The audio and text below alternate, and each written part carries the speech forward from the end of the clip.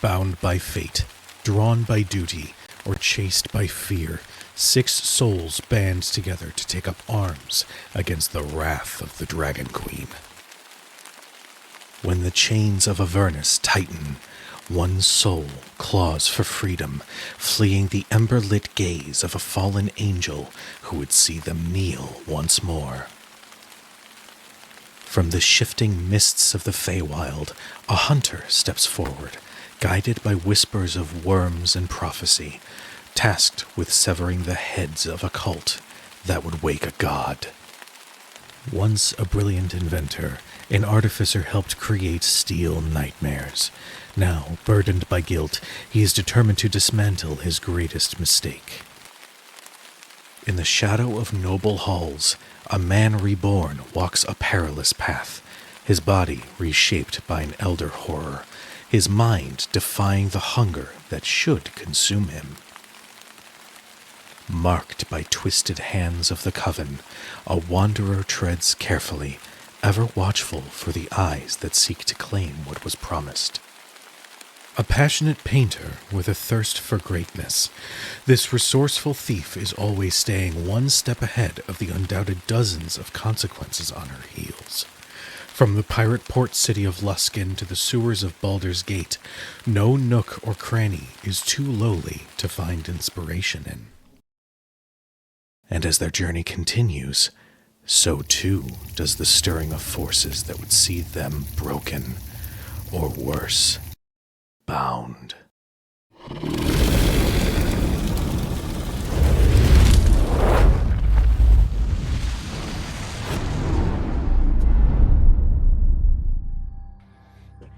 And welcome everyone to a very special Friday night Shadows over Baldur's Gate episode. Hi everybody. So special. For those who are just joining us, this is a post Baldur's Gate 3 D&D game. If you haven't played it, go play it or just hang out.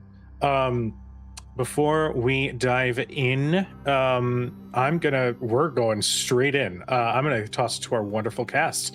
Let them know who you are and who you're playing. Hi, I'm Lauren Urban, she, her. You can find all the stuff I'm doing at my website, lauren-urban.com. Just go there, it's easier. And tonight I'm playing Udazash, also she, her, the Feywild, for the moment, Dragonborn Ranger / Rogue, who is still just focused on a cookie. Hi, Omega here. Also known as Chris. Yep. Also known as Cryptbard across all social media channels. My pronouns are he and they. And I am playing Leopold Guthmere, a resident illithid scion of telepathy, who is still not comfortable in this plane of existence, but I guess a cookie is fine. It ain't his granny's though. Nothing could ever replace. Nothing will ever beat Granny's baking. Hi, hello, good evening, folks. You can call me Laura or Tutu or Laura Tutu. My pronouns are she, they. Tonight here now, I am playing Winifred Fithiok, our Hexblood, Pact to the Blade Warlock, whose pronouns are she, her. Hello, my name is Tony Rodriguez, and you can find me all over the internet at EncounterSmith, but you'll have to catch me first, and I'm a wascally one. Tonight, I am playing Basu Brightbolt, our party's gnomish artificer, who is very excited for cookies. But Tony has had way too much caffeine today, so it's gonna be fun. It's gonna be fun. Hence the hello. PJ, I'm ready. I'm so ready. Hello, everyone. Hello, it's 100 degrees in California, and my name is PJ McGaw. I'm sweating. I'm dying, and I'm here to play Marcus Hellhammer, who knows how hot hell is because he's also now living in California with me. He likes the Fey realm. It's cool. It's not his bag, but he can respect it. I'm gonna be doing this a lot, so I love y'all. Over to you, Cujo. And I am Cujo. I will be playing everyone else. So, when last we left off, our party, having gathered some information from Tasha as to their quarry and as to their destination, which would be the night market, a small pocket of space that exists just on the border in between a couple of different planes. All sorts of creatures are invited to come and display their wares, no matter how dangerous and fate-altering that they might be. Before they left, however, Winifred, we'll say the morning of your departure to the night market, your father slowly makes his way from his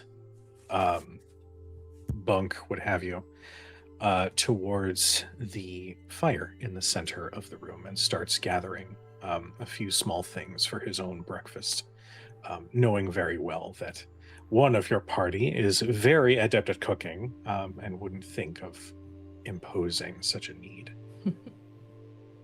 But yeah. Honestly, I think Winnie's probably already awake. She's sleeping better now, rising a little earlier. And she sees her father trying to cobble together his own breakfast. He sits up to join him. Oh, just get so used to whatever leftovers the coven had that you sort of seek them out. And you see he's got like a few old pieces of what look like jerky, some like seeds, really nothing fancy, but he is sort of gathering them together and taking a little bit of this old like broth and just sort of having that as a small little side dish. It's very clear that this was kind of it for him for a very long time, so it's sort of second nature for him to desire such a thing. Winifred's going to... Honestly, she's going to take the bowl. She's going to, from her own pack, take some of the rations that they have been traveling with, which are decidedly more high quality. So it's good jerky that is still tender. It's some dried apricots, dried apples, some like a mix of almost like a granola. And she'll hand that over and just tell him, if that is all you require, I understand, but I'm sure Marcus would be more than willing to let you eat with us. Oh, no, I don't want to be in imposition by any means. There's a noticeable sigh. What did I say? An imposition? Really? He was like about to take a spoonful, and then, as I recall, I appeared before you all, not of my right mind. You have broken me of said enchantment. I endangered the life of my only child, as well as her friends, because they came to my rescue. If you will allow me this one decision to take the weight of my presence and self-satisfy, I suppose.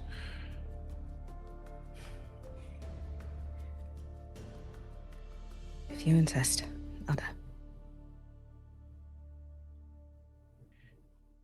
I made you a promise. And if you wouldn't mind, before you continue on your journey, I have a tale for you.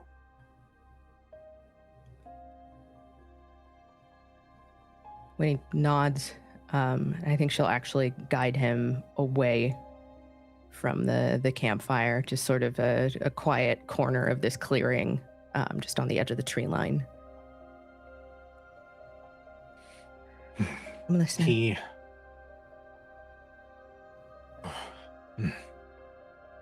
You see there's this weight on his chest. This, it's as though it's revealing something so dear to someone else that they wish they had when they were but a child. And instead, many years have passed, so this weight on his chest remains.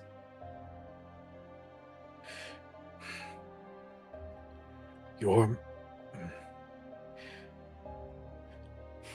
mother and I loved each other very dearly.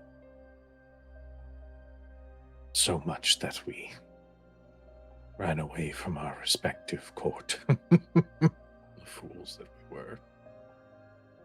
But it was just romantic enough that the knight of our court, in a rare moment, showed mercy, and thus we were allowed to continue our romance. She was thoughtful, fierce, not one to bend easily. But she had this smile that even the Queen of Air and Darkness would melt before. It was otherworldly and beautiful. And each day I was entirely convinced that I was unworthy of such a smile.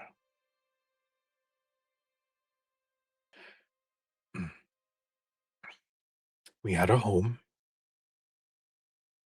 It was small, nestled within spring.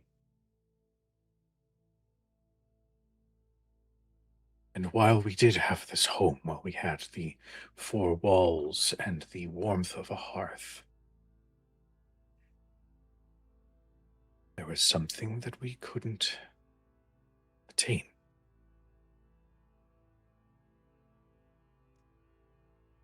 No matter how many nights, no matter how much love and warmth we put into our wishes,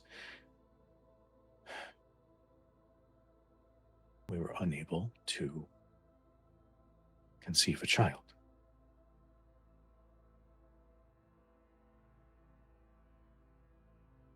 And that smile, the smile that would make gods weep, began to fade.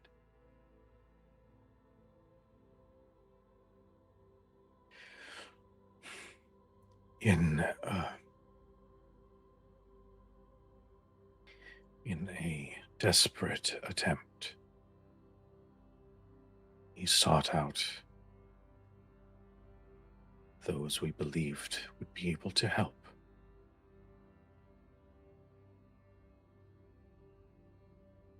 We unfortunately fell prey to the very folly that all of us believe that those from the material plane are doomed to fall to in some way, shape, or form.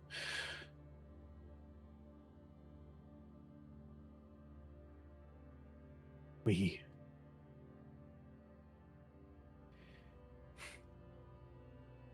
signed away our last moment of happiness to the Red Teeth Coven. We were married, we were going to live out the rest of our existence together. What was one final moment? And in turn, they said that the child would be beautiful and destined for great things.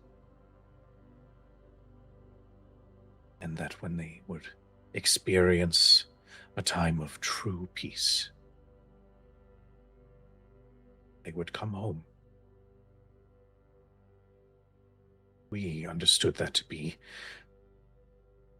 possible marriage, possible a future, a destiny. a life well lived.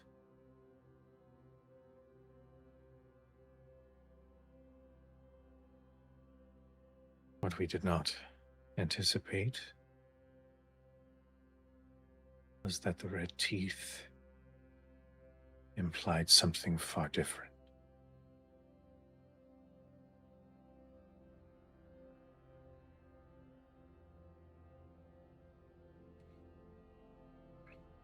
You were only a child.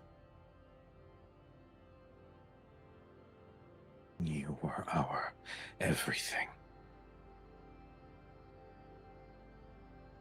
You were the sparkle that made your mother's smile beam so bright.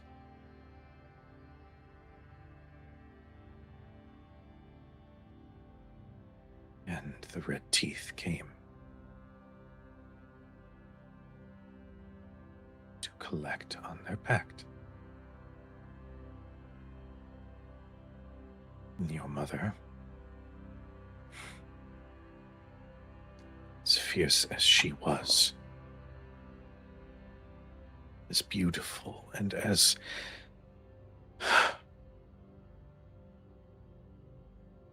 tenacious as she was,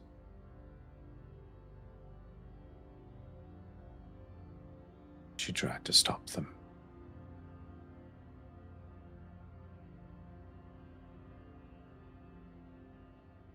And you were taken.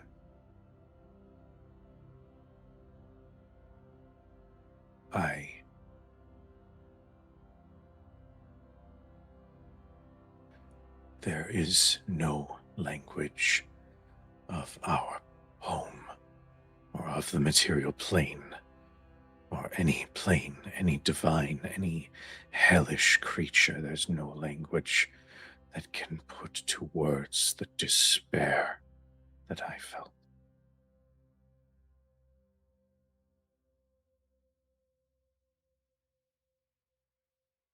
I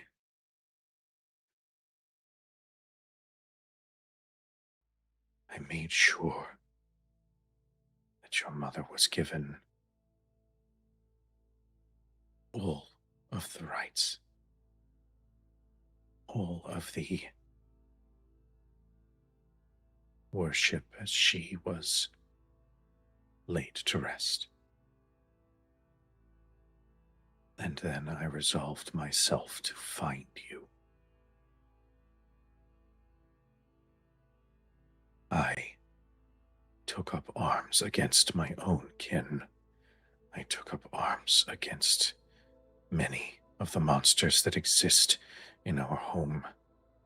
I disobeyed the wishes of courts. I searched every forest, every square inch of this place to find you.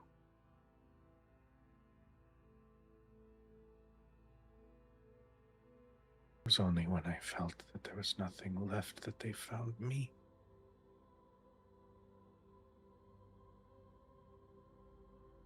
And when they had,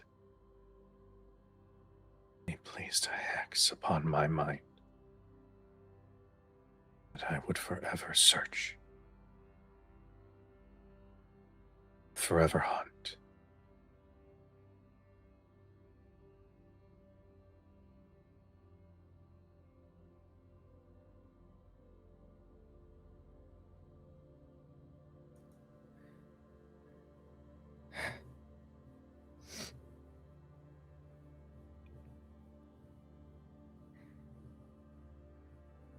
I suppose they were right in their own way.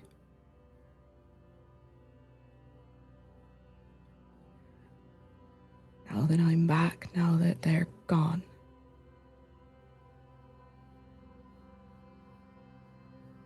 I suppose there can be peace for both of us.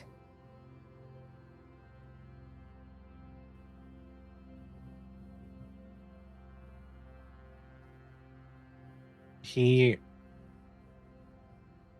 In that moment of peace being offered and attainable, his eyes well up and he just shakes his head.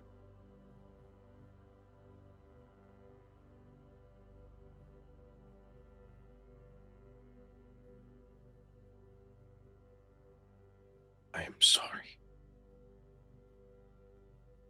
I'm so sorry.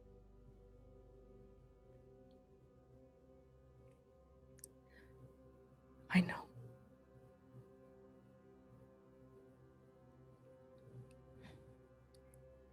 Cannot erase what was done.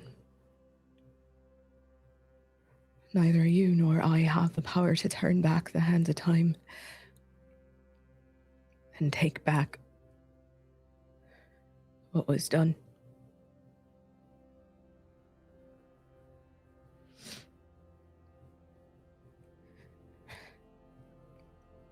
But I would very much like the chance to have my father back moving forward.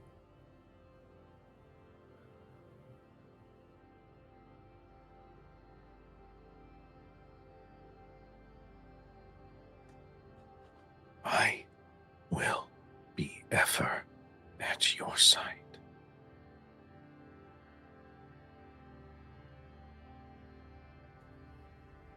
No matter where it is you venture, I am here, and I'm not going anywhere.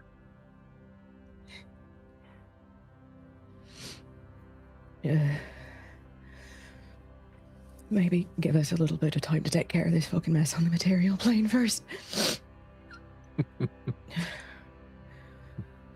I am quite an experienced ranger at this point. I'm sure I can offer some assistance should you need it.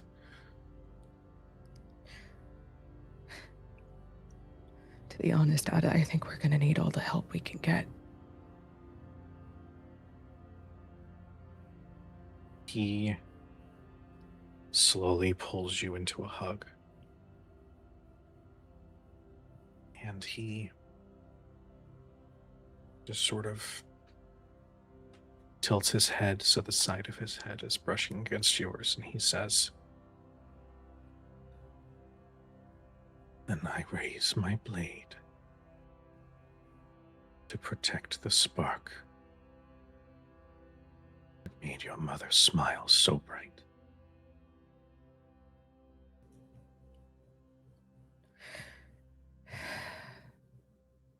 When he lets her cheek sort of just rest on his collarbone, nods.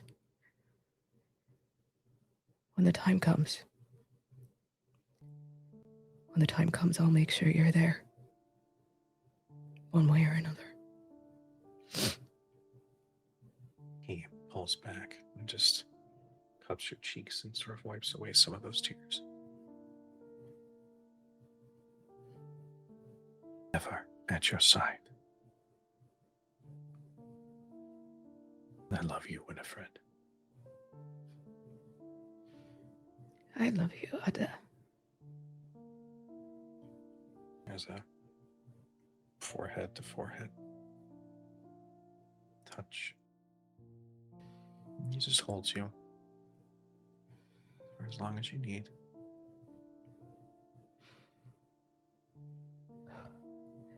Now, Chronicler, I understand what he has offered. However, we are going up against an enemy with very particular mental powers. Mm-hmm. I think Winifred would prefer her father not be involved in that. Yes. You are referring to Reinhardt and the potion. If he has information, if he knows a little bit about the night market, we'll take whatever information he can get, but I don't think Winnie would let him come along. Not for this one. He does offer a small bit where he just says, yes, your mother was quite fond of a sphere. It was said to have held a burning star within. It was quite beautiful. She regarded it fondly. We visited only once before. All right. Thank you.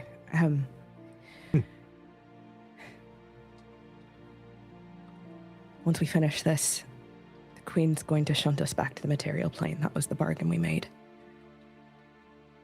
And Winifred's actually going to slice one of her braids, tie it in almost the way like someone might have favor. She's not going to activate it as an eerie token because it will be destroyed when she takes a long rest.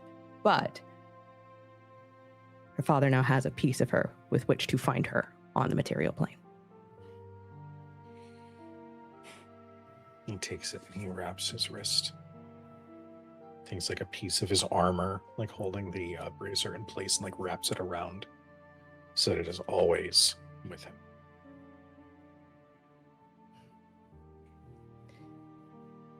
I'll see you soon. Be safe. I don't think she can respond to that in good faith, so she nods.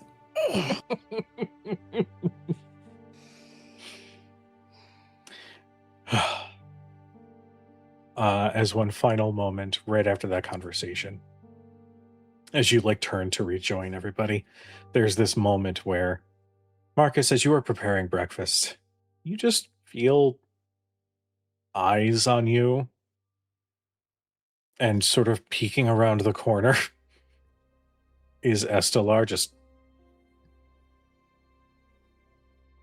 essentially without doing the motion, doing one of these.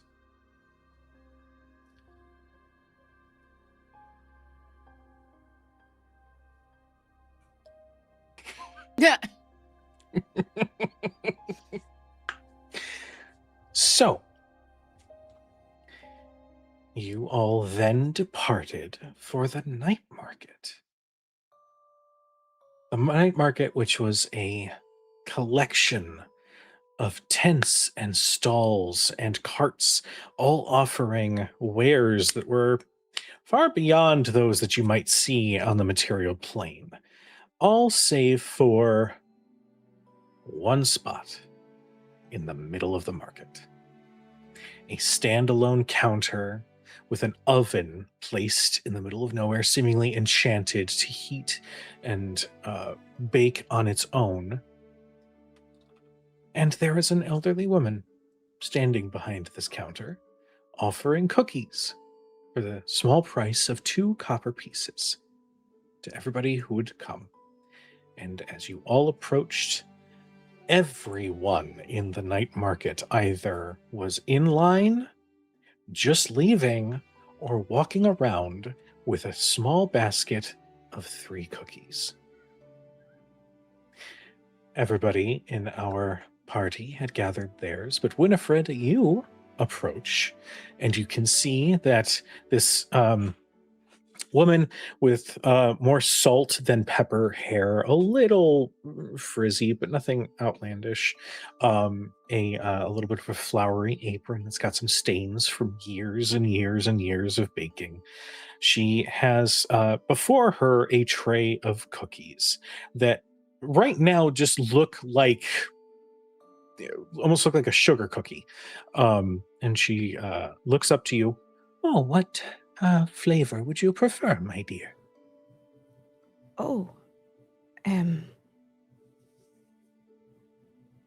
honestly, I am not opposed to just a sugar cookie. All right. And she places her hand down to pick up one of these cookies, there's just this extra little bit of luster that covers the exterior, and she places one in the basket. Do you like chocolate? Aye, sometimes. My chocolate chip is also quite popular. If you wish, I can also just do 3 sugar cookies. It's whatever you prefer, darling. I'll just take 3 sugar cookies, Mum. Thank you. Of course. And she takes 2 more and puts them in this little basket. She slides it across and she just says, 2 copper pieces, please. I'll hand her a silver.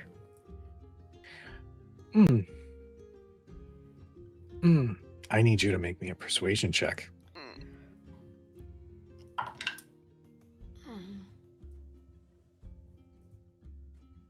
What's that? 14? Oh, and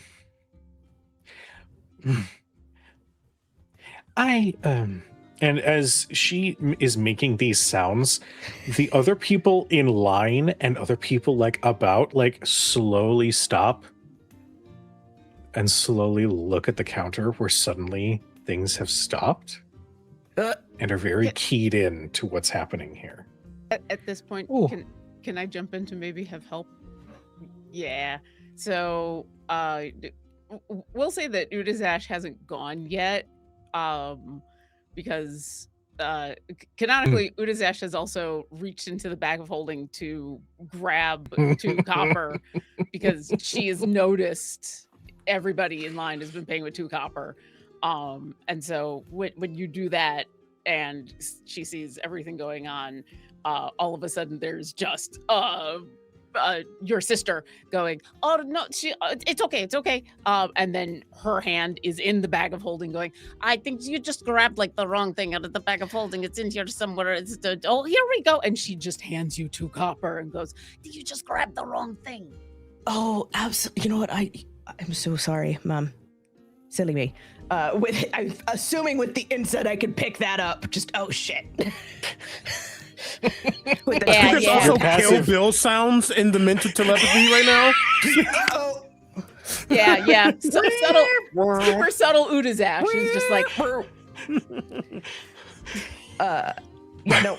Winnie just with that big, lovely, sweet, charming smile of hers. Oh, my apologies. I'm so sorry. There you are. There's their 2 copper. She, you know what? Give me a deception check, please. I will say with advantage because you have Udazash helping you. You will also have a D10 because no. Which cues? Wait, is this a saving throw? No, save yours. I can get mine back. To be like Flash of Genius +5. Only because we did the same shit. Yeah. I'm saying if it's a saving throw, I give you +5. It's one of my perks. Okay. Jesus.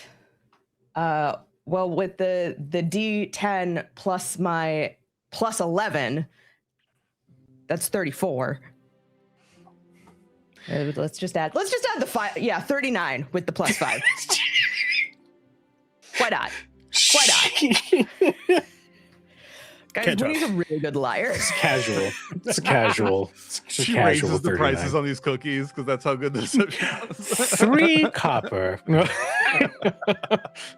Hey, sorry. Because of inflation, it's now 1 gold.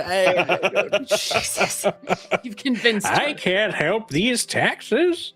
Fucking tariffs. I'm sorry. I'm done. She says, oh, no trouble, dear. And she accepts the 2 copper. She doesn't even touch the 1 silver. She like it was one of those whoop whoop real fast swaps. Alrighty. You are presented with 3 delicious looking sugar cookies. As everybody then stepped away and each decided to take a bite. PJ, how dare you? We don't invoke Electrum in my chat. How dare you? We don't need the $2 bills of D&D money.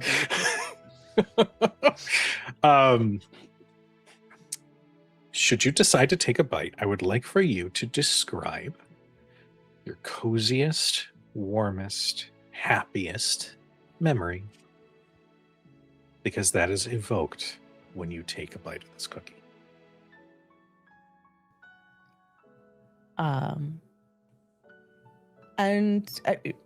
When he was being truthful, I mean, she's not much of a sweet person, but if she's going to have something, she just really enjoys the simplicity of a well-made sugar cookie. And it's that perfect crispy edge on the outside with that like caster sugar on top that makes that little crust, and the inside is just set. It's not gooey, it's not like raw dough, but it's that lovely like pillowy interior and that crack of the sugar on the outside as you bite into it. And the memory is quiet and simple.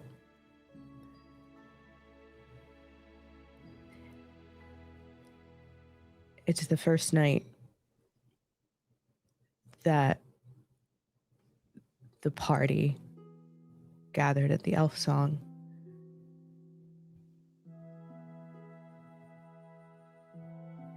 When Marcus and Shale were still kind of at odds, when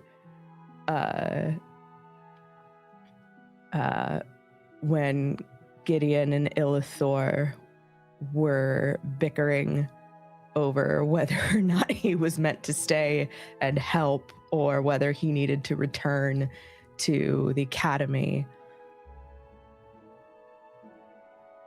It is the quiet, calming notion of being in a place that is comfortable and safe. And while they were still building those bonds and still learning how to interact amongst themselves, it's that first moment of realizing that the people around you are people that you will have with you for the rest of your days.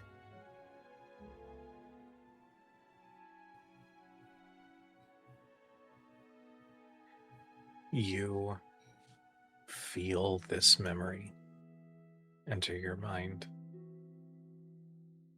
Just the warmth that comes from it and the most delicious cookie. The most delicious cookie you've ever had.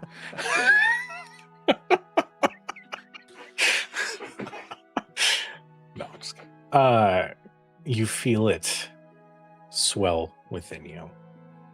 There's a little bit more of, maybe a little bit of a pep in your step.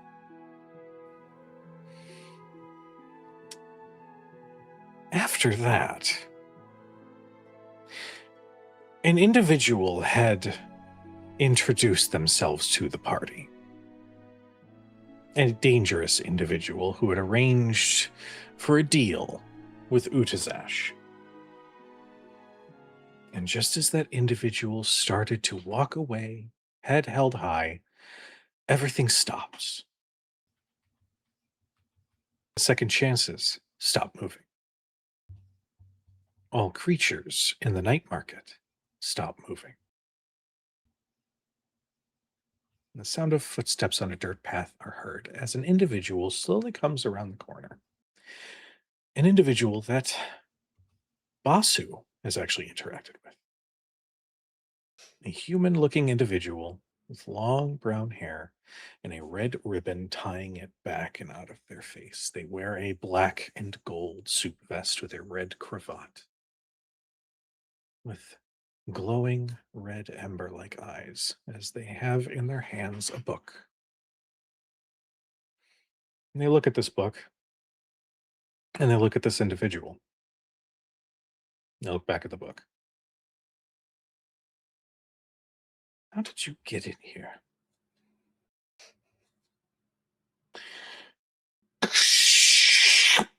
Everything around you to the point right after Winifred took a bite of her cookie. Right. Sort of ball up the paper, throw it, and the moment it throws it, bursts into flame. Right. I have an idea. And they begin to write once more as their image fades from sight. You all are enjoying your cookie, just as you can hear the squeaky sound of a wheel. And slowly coming reasonably towards you a little wobbly, a little bit like it's going to fall at some point, but somehow it's still going, is a unicycle.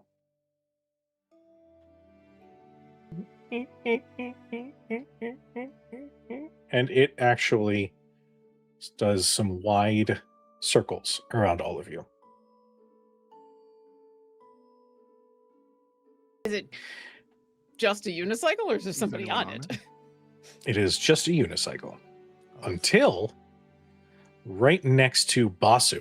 Basu, as you're kind of watching this unicycle turn, and as you turn back, right next to you is a very colorful individual.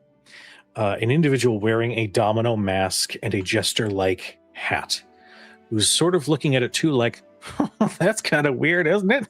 You seen my ride? I should go, excuse me. Oh, I've been here the whole time. And then they sort of hop on the unicycle, and then they continue in a circle around all of you. Hello! Welcome! Welcome to the night market, dearies. My name is Dribbles the Clown, and I'm here to provide your entertainment as you walk through the paths of this beautiful night. And does anybody know any good jokes? Just kidding, that's my job. So, what brings you to the night market? Why do I sound like a 1920s announcer? I can't tell you that, but here we are. Can I make a history check? You absolutely can make a history check. I'd say with advantage, given where you came from. Ooh. I would also like to make a history check. I'm assuming Leo is making a Baldur's Gate history check. I would like to make a night market history check. Okay. Because random person showing up trying to, hey, welcome to the night market. Can I help you? Do I ever remember there being a night market greeter?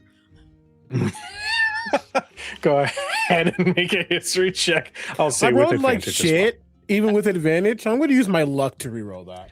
Not the night market greeter. I'm sad. I'm like, no, I could do better than that.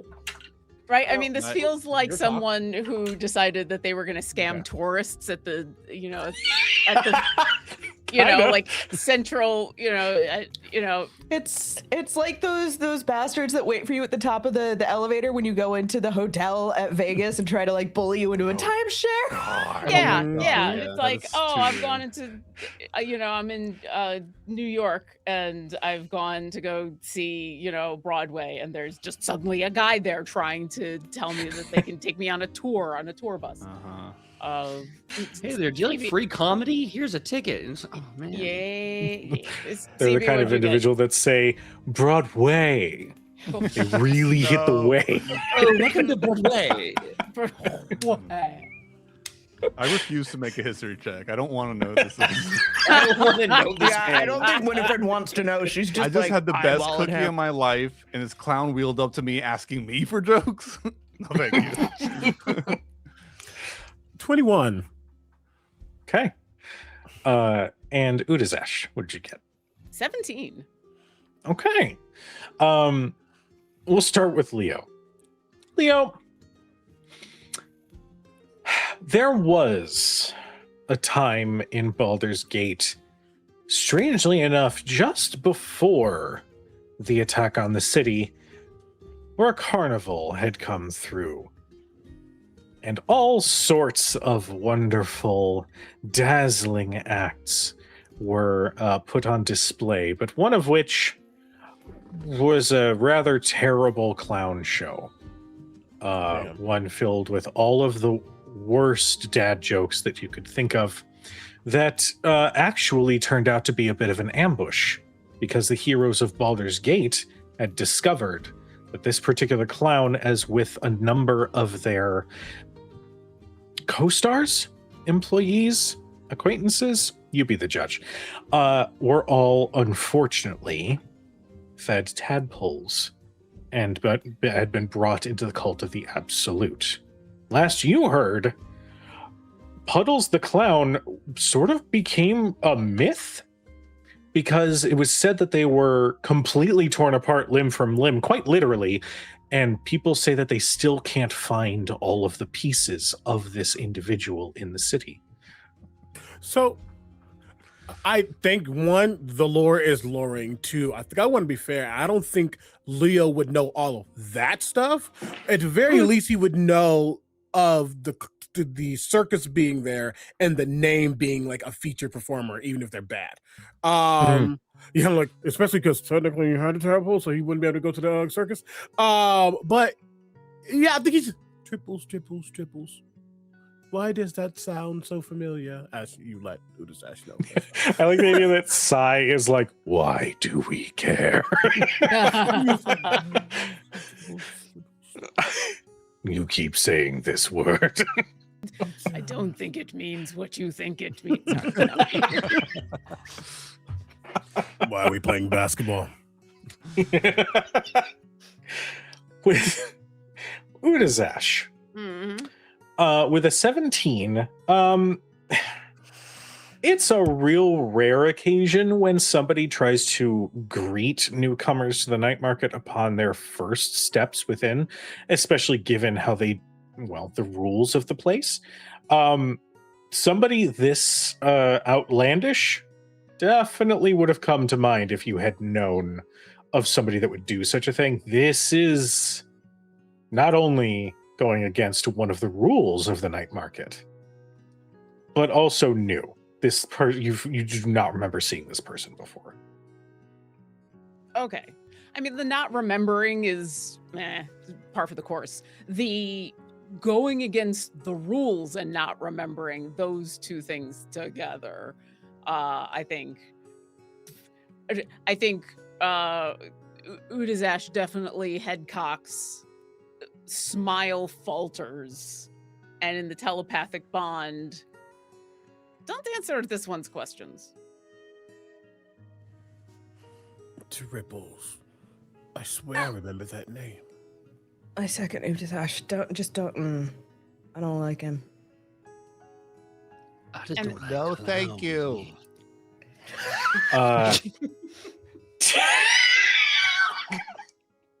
Just to all of it. No, thank you. No.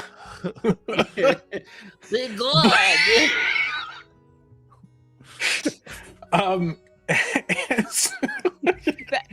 Udasash does like vigorously nod at Basu's, like that does get yes, absolutely. That we is need the to remember appropriate that response. Basu is down here too. So it's just a little guy just like, no. Mhm. That is the appropriate response. Absolutely No, the fuck not, my guy. Yep. Yeah. It's the Listen, Linda. God. Listen, Linda.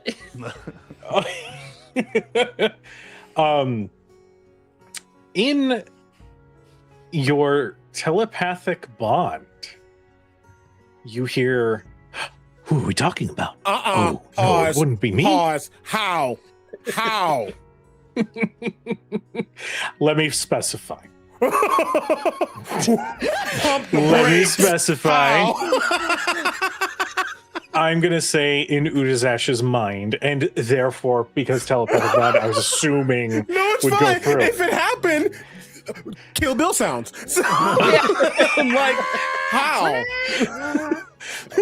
Udasash, you hear, ooh, who are we talking about? Is it someone I know? Is it my evil Aunt Vinny? I do hate her. Can you please do away with her, please? Sorry, bad family joke. Okay, real quick. So is it only in Udasash's mind? Yes. Okay, I need to make a roll real quick. No. Uh-oh. I need to. Yeah, we're gonna do that. Okay. Yeah, you all hear it. She broadcasts it.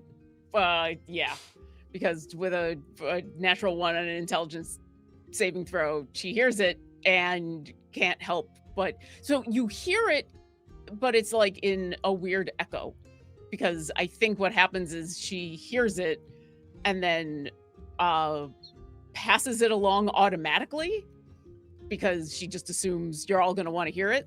So you're hearing it, but it's like Udazash is doing a really bad impression of what you're hearing. And then she answers and goes, "No, stop that. Go away. We are not interested in whatever you are selling." Oh, well, I'm only selling the greatest spectacle of the night market of all time, a comedy show run by yours truly. It's a one-man show. I did spend about 3 weeks on it, although the weeks in Feywild compared to Material Plane is a little bit different, but you get the idea. Anyway, come on, I need some volunteers. I've got some wonderful skits. I even have scripts if you need a book. I'm having flashbacks to college improv right now. I'm sorry. Udazash rolls her eyes and says, "No, we are not interested in what you are selling." And then looks at everybody and out loud will say, "Let us move away from where apparently this one is selling their wares and move along." And starts to just like hustle everybody because now she's assuming that we've accidentally like moved into this one's selling space.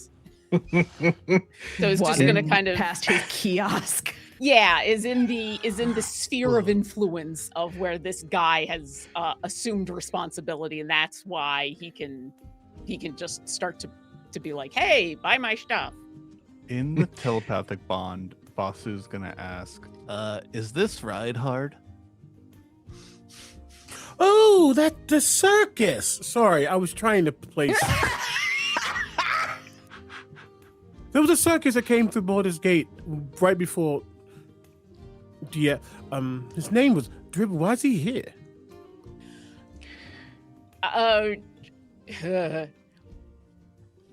Udazash is like, her initial instinct is this Reinhardt is to immediately be like, absolutely not. Could it be? But it's Basu, and he is much smarter than she is. And so instead of saying that, she will look. How tall is this creature again? What is it? A very towering 5'11". Okay, so still shorter than her. So she is going to turn to this creature, and obviously the physicality, the visual is not Gold Dragonborn, but she is going to give a good sniff, and and basically is going to try to do some kind of either perception or investigation to, is this someone in disguise as a Gold Dragonborn? You better whiff that dude. But it's like trying to smell. I'd say give me an Arcana check. Oh yeah, I'm great at that. Here we go. I knew you would. That's an 11. Knew you would be 11. It, other than swallowing a booger, you gather. If Reinhardt were to be in disguise, this would be one incredible performance. You do not catch a whiff of any real arcane magic emanating off of this individual. It's a little difficult to piece together that Reinhardt would be in disguise as this individual. Basu, I cannot be totally sure, but from what I remember of Reinhardt, he was not necessarily a very good actor, and so I do not think this is him. I do not know who this is, but I do not think this is him. That's fine. I was just trying to find an excuse to enact violence. I'm annoyed. Screaming. Oh, wild. That is a wild thing to say. My guy. In hearing, do you announce that to the whole telepathic bond, Tony? I think so. When he just kind of like looks at him, and it's equal parts like shock and like a little proud, just a little. Oh, buddy. You picked the right target, that's for sure. I do have a question though, because I am a slight bit concerned. I want to make it clear, I do not believe I'm the only person like me in existence. But there's a historical point that Leo doesn't know, but that you explained. So I will ask, is Sai reacting to anything happening with Dribbles? Yes. There's a tadpole. He's a clown. He's a... Wait, what? There is a tadpole in his skull. Weed warp, weed warp. But Okay, do I need to make like a sound bite for Sirenscape at this point? That's really good. Hold That on, got wait a me. minute. I've got. Hold on. Oh, got it? Oh God. Baby. We'll That's funny. I guess we'll talk about it during. I'm gonna test it on break. Yeah. Okay, all right. But that's Jesus. noise. But I've never No, heard no. that noise before. Why are we hearing a noise? I do think there's you all kind of feel, I think for a moment, the best way I can describe it, I'd want to say it's a hug, if not more firm and strict, as if like the biggest bodybuilder has suddenly pulled you in. You don't move at all, but you all understand that a fortification just happened. So the tadpole. He's like me.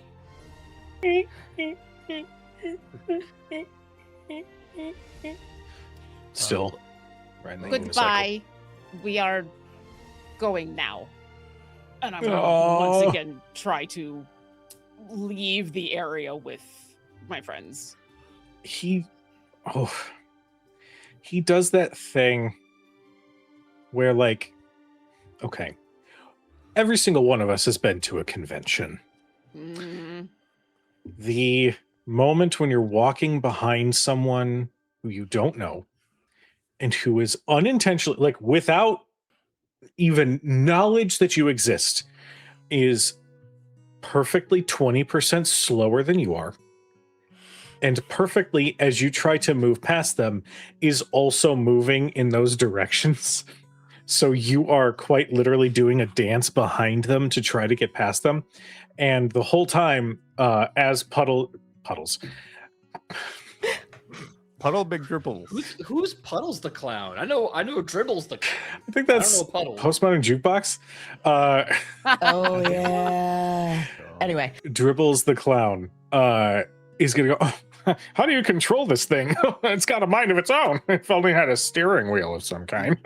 Sorry, excuse me.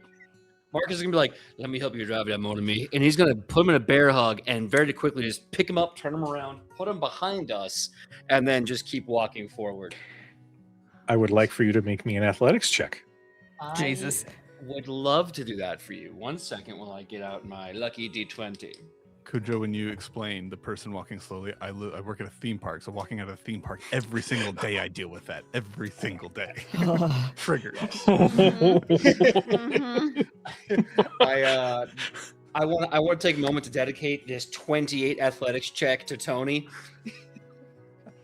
28 to pick this man up and Gotta move grab him out that of our dude. way. Appreciate that. Oh, I wasn't aware that this was going to be a romantic scene. Hey, and he like pushes back like one of the flaps of his jester hat. How are you doing? Wait, Like, like When he leans gives on him nothing. the biggest fucking stink eye. Yeah, Marcus is gonna look down at him and go, "I'm shy. Don't talk to me." And I'm gonna turn around and walk away. And then I think in the telepathic bond, Leo, you'll hear, do I need to do something about them? I don't know. But they are following us, which means we're probably going to. Which is extra weird. So, rules here is mind your own damn business. And if he continues to follow us, that is the more concerning thing. The fact that he has the tadpole, there are weirder creatures here than other creatures with tadpoles. The fact that he is breaking that rule is the problem. And nothing, Leo, but he ain't nothing like you. That is also That's very a very sweet thing to say, but you are unfortunately quite wrong. Well, even in like, I think there's maybe a difference from someone who's escaped the absolute and for what you've been able to do. I really love that this is a moment of making me feel good. Not the point. He quite literally has a crawling thing that gives him psionic powers. Yes. And we're taking that seriously. We are. Great. So let's go unless we don't have to. Yeah, absolutely. Not before you know you're a special boy. we can tell you that Pat, here's your second cookie.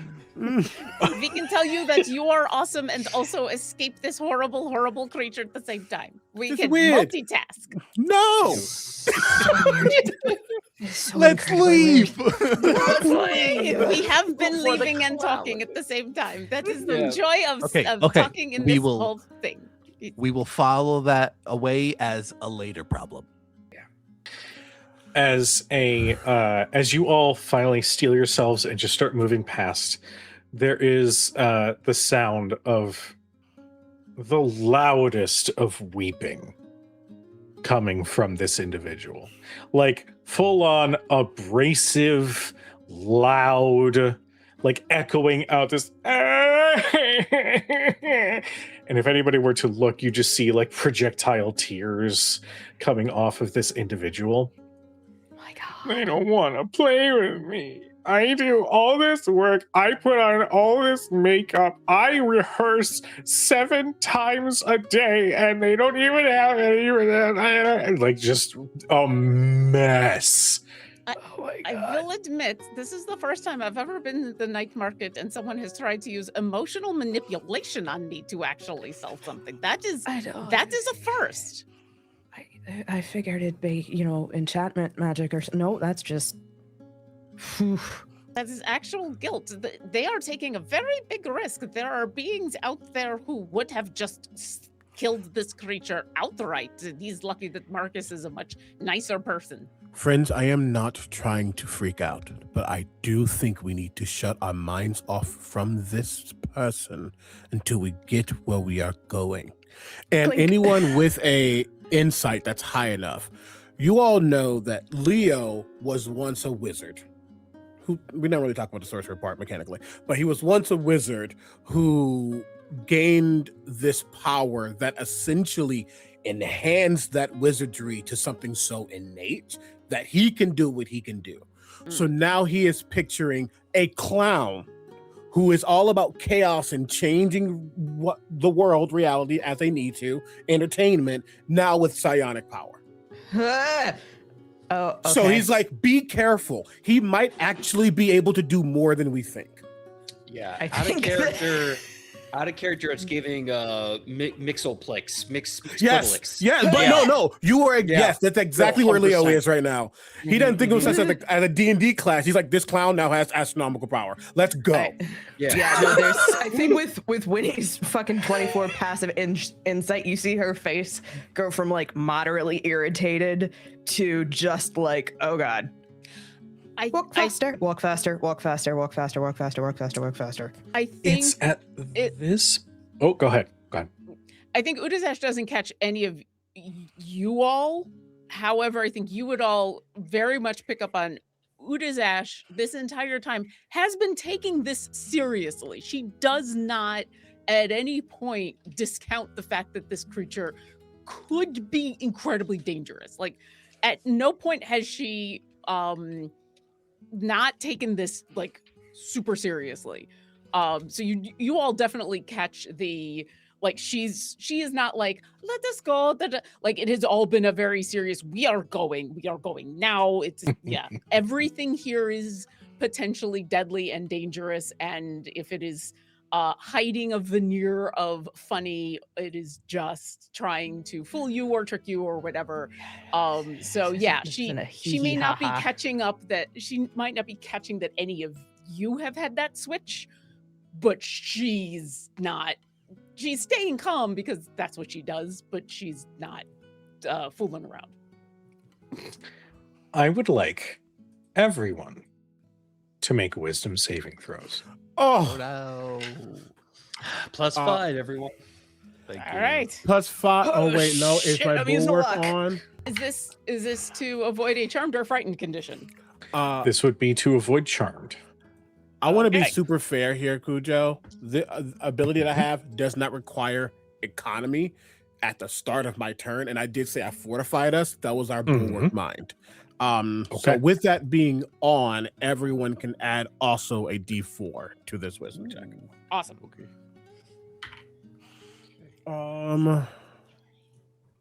Is this against a charm or a frighten? It is against charm. Ew. Ew. Why? Ew. That is Yeah. a dirty 30. Okay, that's a Christ. success. Surprising no one.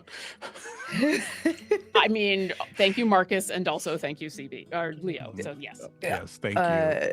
28. 28 is a success. Okay, and then 22. 22 is a failure. 23? 23 is a failure. You have a plus what? +5? Marcus? Yes. That would be math. My brain just broke so hard. 10, 8, 23, 24 is what I have. That is a failure. Okay. Um, Oh wait, sorry. I This- can add a D10 natively. Lol. there you go. I was like, Okay. what am I looking I was at? like, So I'm gonna this flash class a genius myself. 27. that will be a success. 29. This class is That will be a interesting success. because I don't technically have advantage on charm. I just have a lot of ways to get out of it very Yeah. easily. Okay. I like it. Yeah. Okay. And Winnie, what did you get? 28. Okay. So I believe. Marcus, no! Marcus, What happened?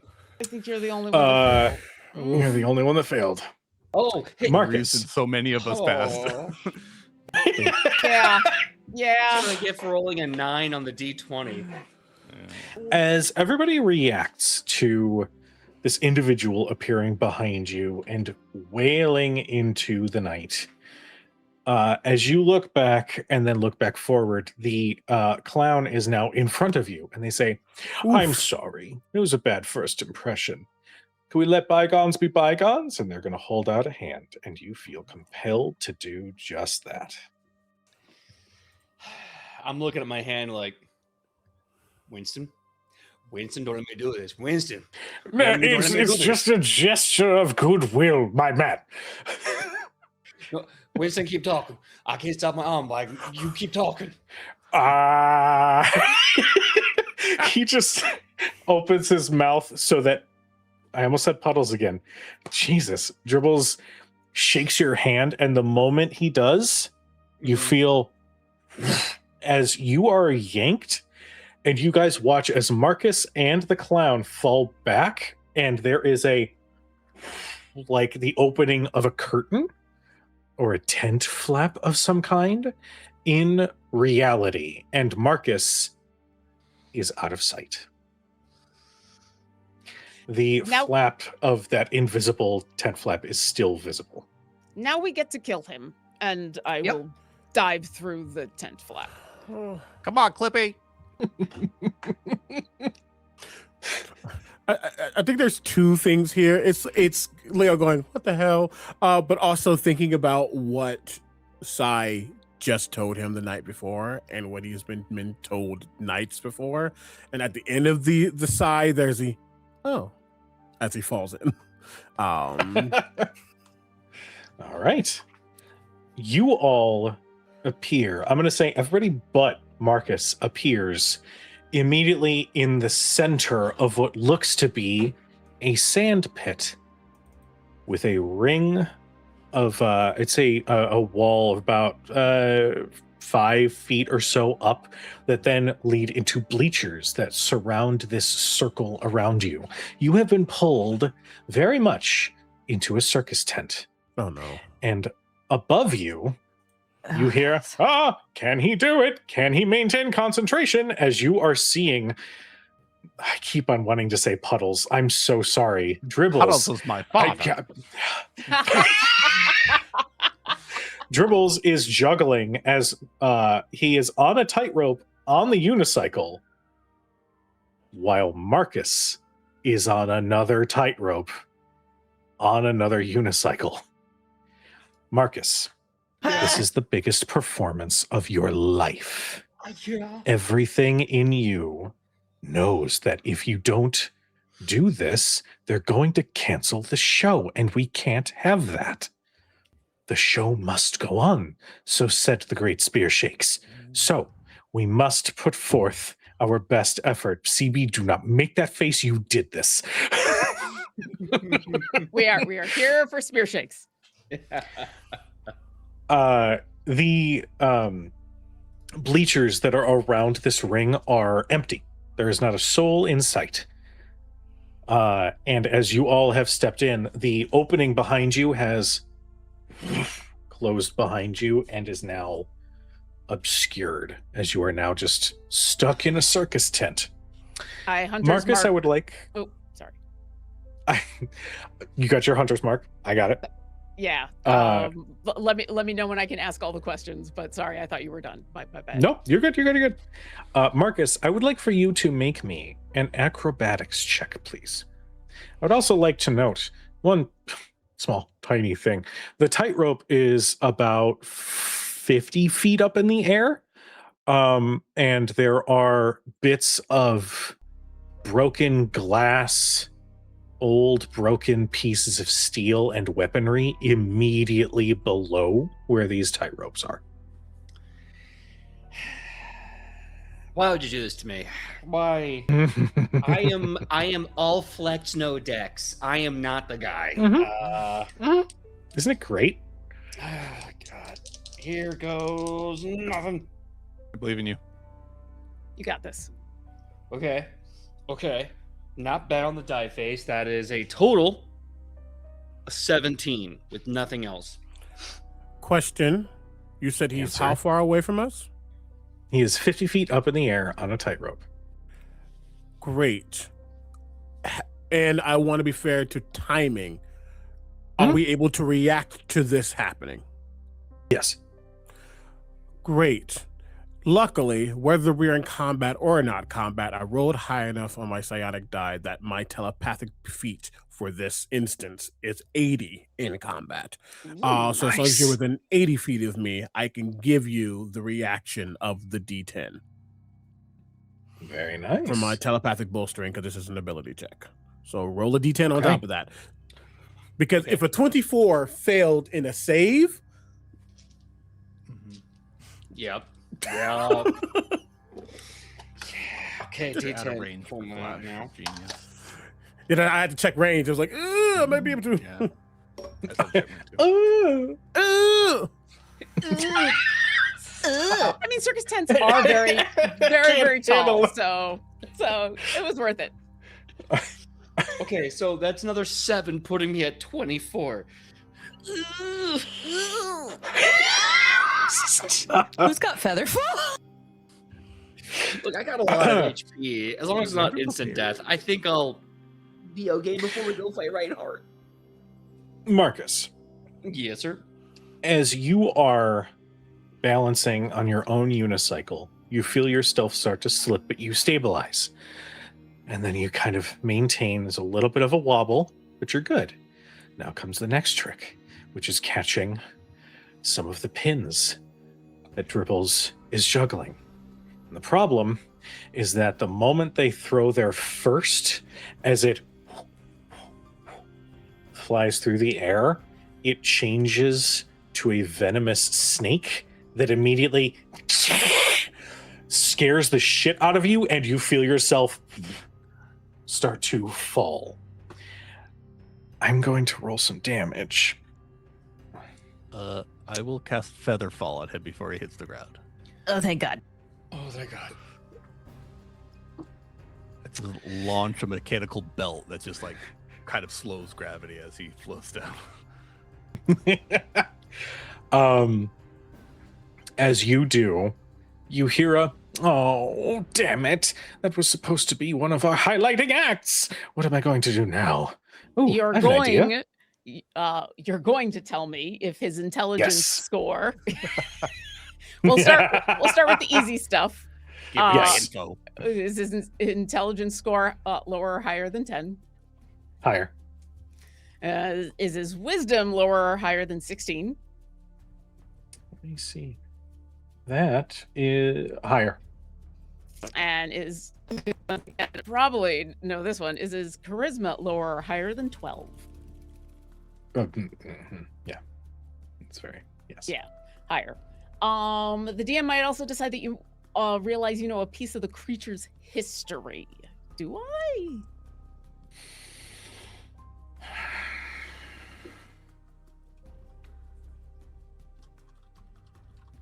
Okay, I'll give you something. Okay. It's not about this creature in particular, but you do pick up on something. There is a circus that does travel through the Feywild, and it is glorious. It is fun, it is ridiculous, a little bit dangerous, As they all are. but it is a main attraction to attend. This individual is acting by himself, pining for your attention, wishing people would come and see his show. This individual is not supposed to be here. This individual is not supposed to be doing this. Not from a, I'm doing this dastardly thing. There are too many red flags as to why this individual would be in the middle of a night market, accosting you all. And I would say that that is enough that there could be something else at play here. Yeah. Also, I'm assuming we've been interacting with this creature for at least a minute. Yep. Okay. Does let's see. Do they have any immunities, resistances, or vulnerabilities, and what are they? Resistance to cold, necrotic, psychic, bludgeoning, piercing, slashing from non-magical. They're immune to poisoned, charmed, and frightened. Okay. So resistant to cold, poisoned, and then immune to poisoned, charmed, and okay. Frightened. Yeah. As Basu rings the bell and we see that Marcus is going to be safe, and I've just been staring at this creature the whole time, and I'll say a swear word in Sylvan under my breath, which is my hunter's mark, and then in the telepathic bond relay all of that, and then say, there's something else going on with this creature, and part of me doesn't care. I honestly am right there with you. But we might have to figure it out, either to get out of here or to kill it. But I still want to shoot him, and I'll grab my bow. And I'm sure at this point he's doing the end next. Yes. Ooh, I have an idea. Places, please, everybody. We have a matinee. Beyonce might be coming to this one. Shall we? And I will need everybody to roll initiative. Sure. Let's go. Oh my god.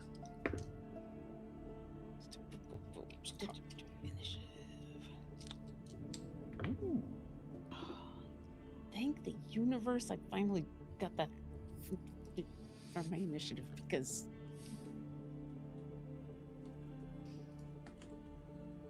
Okay. Udazash. 15. Leo.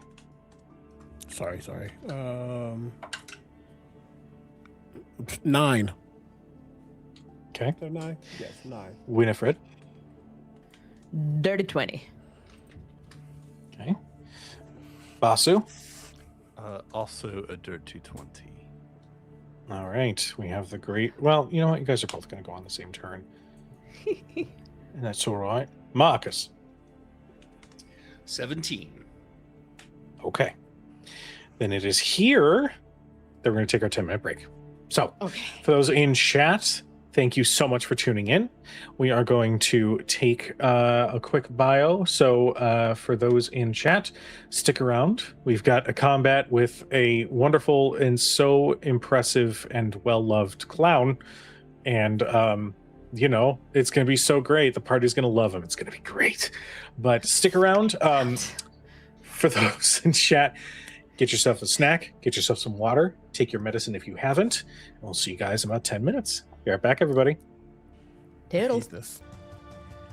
And welcome back, everybody. As per usual, pardon me, I have to go into the thing to click off of what's new with maps.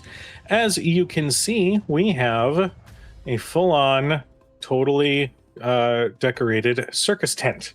Just use your imagination. Let's see. We have our initiative set. We have we have Dribbles that is 50 feet in the air on this tightrope. We've got Marcus standing on the rug, which does have those bits of glass and steel and whatnot. As you land safely, you don't take any damage. But we are here. Our initiative is rolled. We are starting with Dribbles. Dribbles, at the start of his turn, is going to go, "What's red and bad for your teeth? A brick!"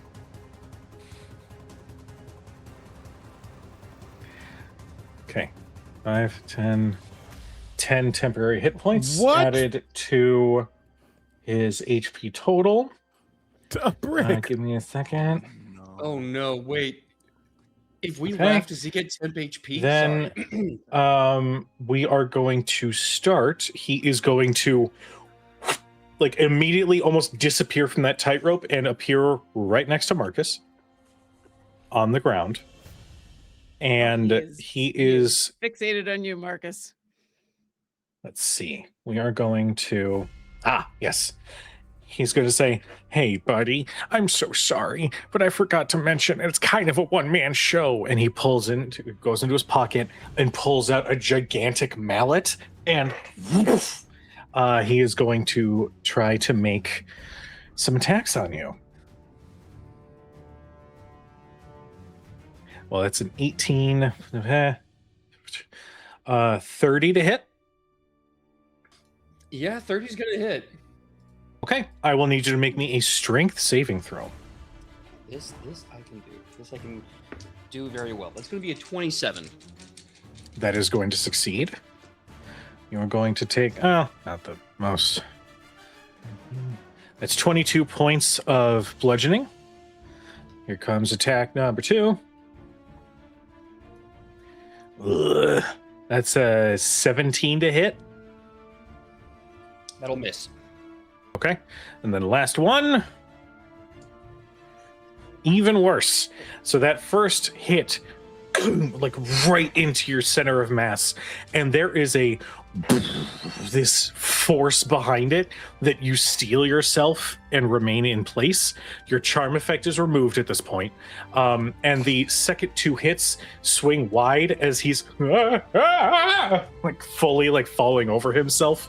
But that is going to be his turn. Up next, we have Winifred.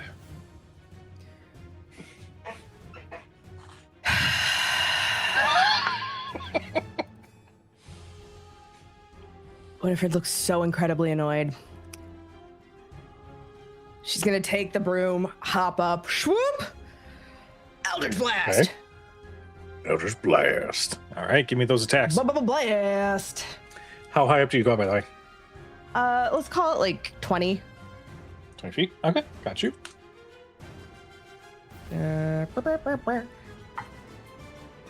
First is a 17.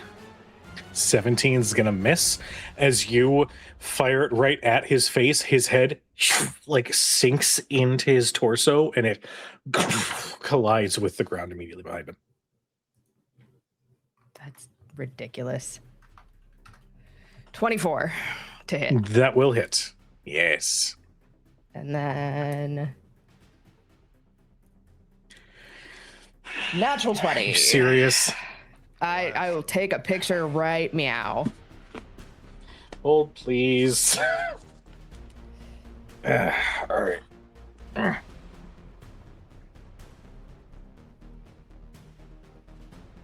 Listen, if you guys eat up all my nat 20, good luck. At the very least, I will probably be boned for my game tomorrow. Nah, you're all good. You have all the nat 20 luck. It's gonna be bunches of nat 20s. They're gonna be all over the place. Bunches of punches and or nat 20s. Yeah, both. Okay. Also, I felt weird writing that Winifred blasts dribbles with an Eldritch. Something about the. Anyway, what's your damage? First hit is a 12. Okay. I got that agonizing blast, baby. Oh, actually.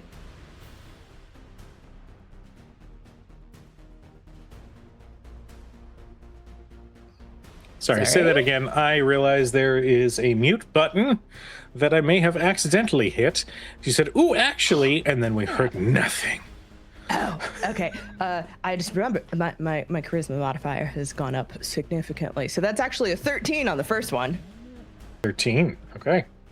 And then the nat 20 is D10 plus 11 plus 12.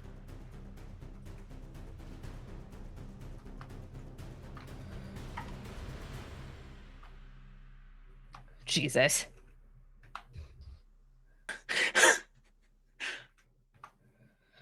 Jesus. Oh, he also gets blasted 10 feet away from Marcus. Okay. With each So hit. stay right back there against the wall. Pop pop. That's 40 points of damage. Oh, okay. Just a casual 40. That's cool. That's fine.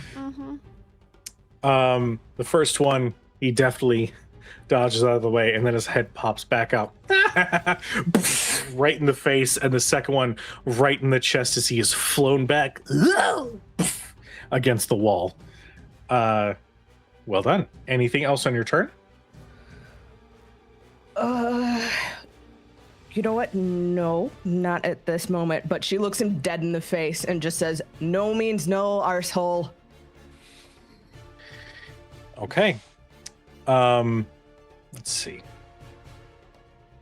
Yeah, that's more than enough.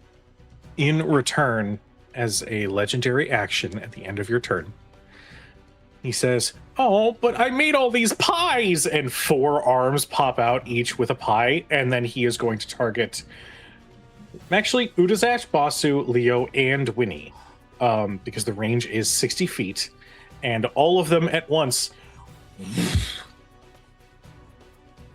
All right, we'll start with Udazash. That is a math 27 to hit. Yes. Okay. Then Basu, 17 to hit. Probably not, because I believe your AC is ridiculous and broken. Okay. Leo. Not broken. It's awesome. That's an 18 to hit, Leo. No! Yay! Hey. Winifred. Okay, that's the most casual of 30s. The most casual of 30s. Yep. Okay.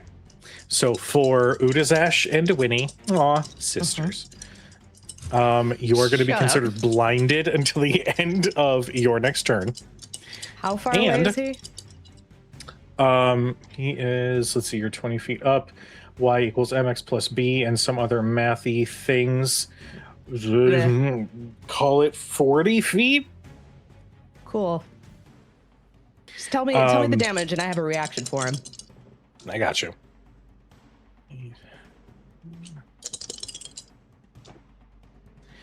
17.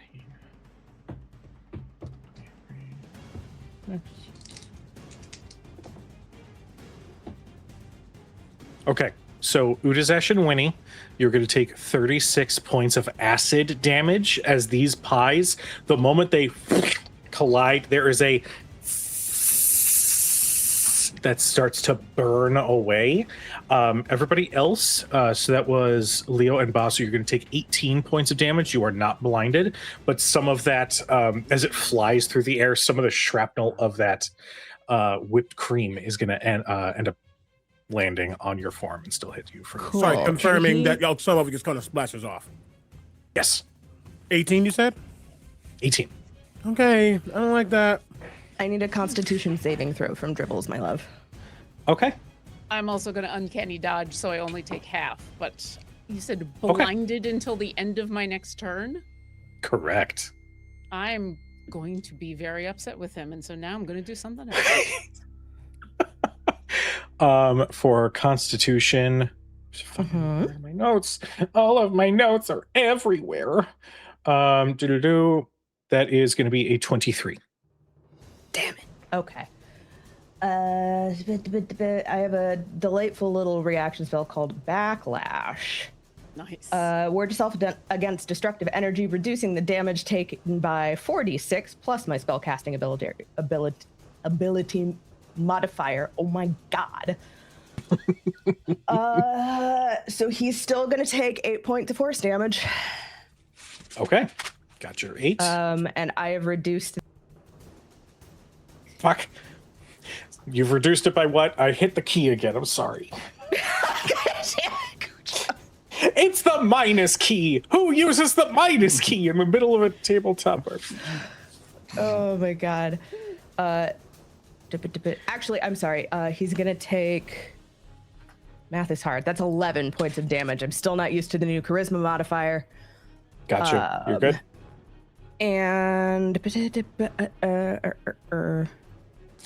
And I take 22 less damage on that. Okay. Well done. What was the original total? I'm so sorry. Original total was 36, so you're down to 18. I believe you're still blinded, though. All right. That was at the end of Winnie's turn. We're moving to Basu. Okay. Basu goes, I guess this is as good as time as any to try out a couple of upgrades. And as a bonus action, he is going to form his dreadnought armor. So the back half of Clippy will actually transform from a cart into a pair of legs and just sprint at me. Instead of the flying pieces, it's just a pair of legs sprints at Basu, scoops him up, and then his arms and everything else collapse until he was in his steel watch form, which is now huge instead of large. Bam. Nice. I just clicked on it and I saw it go.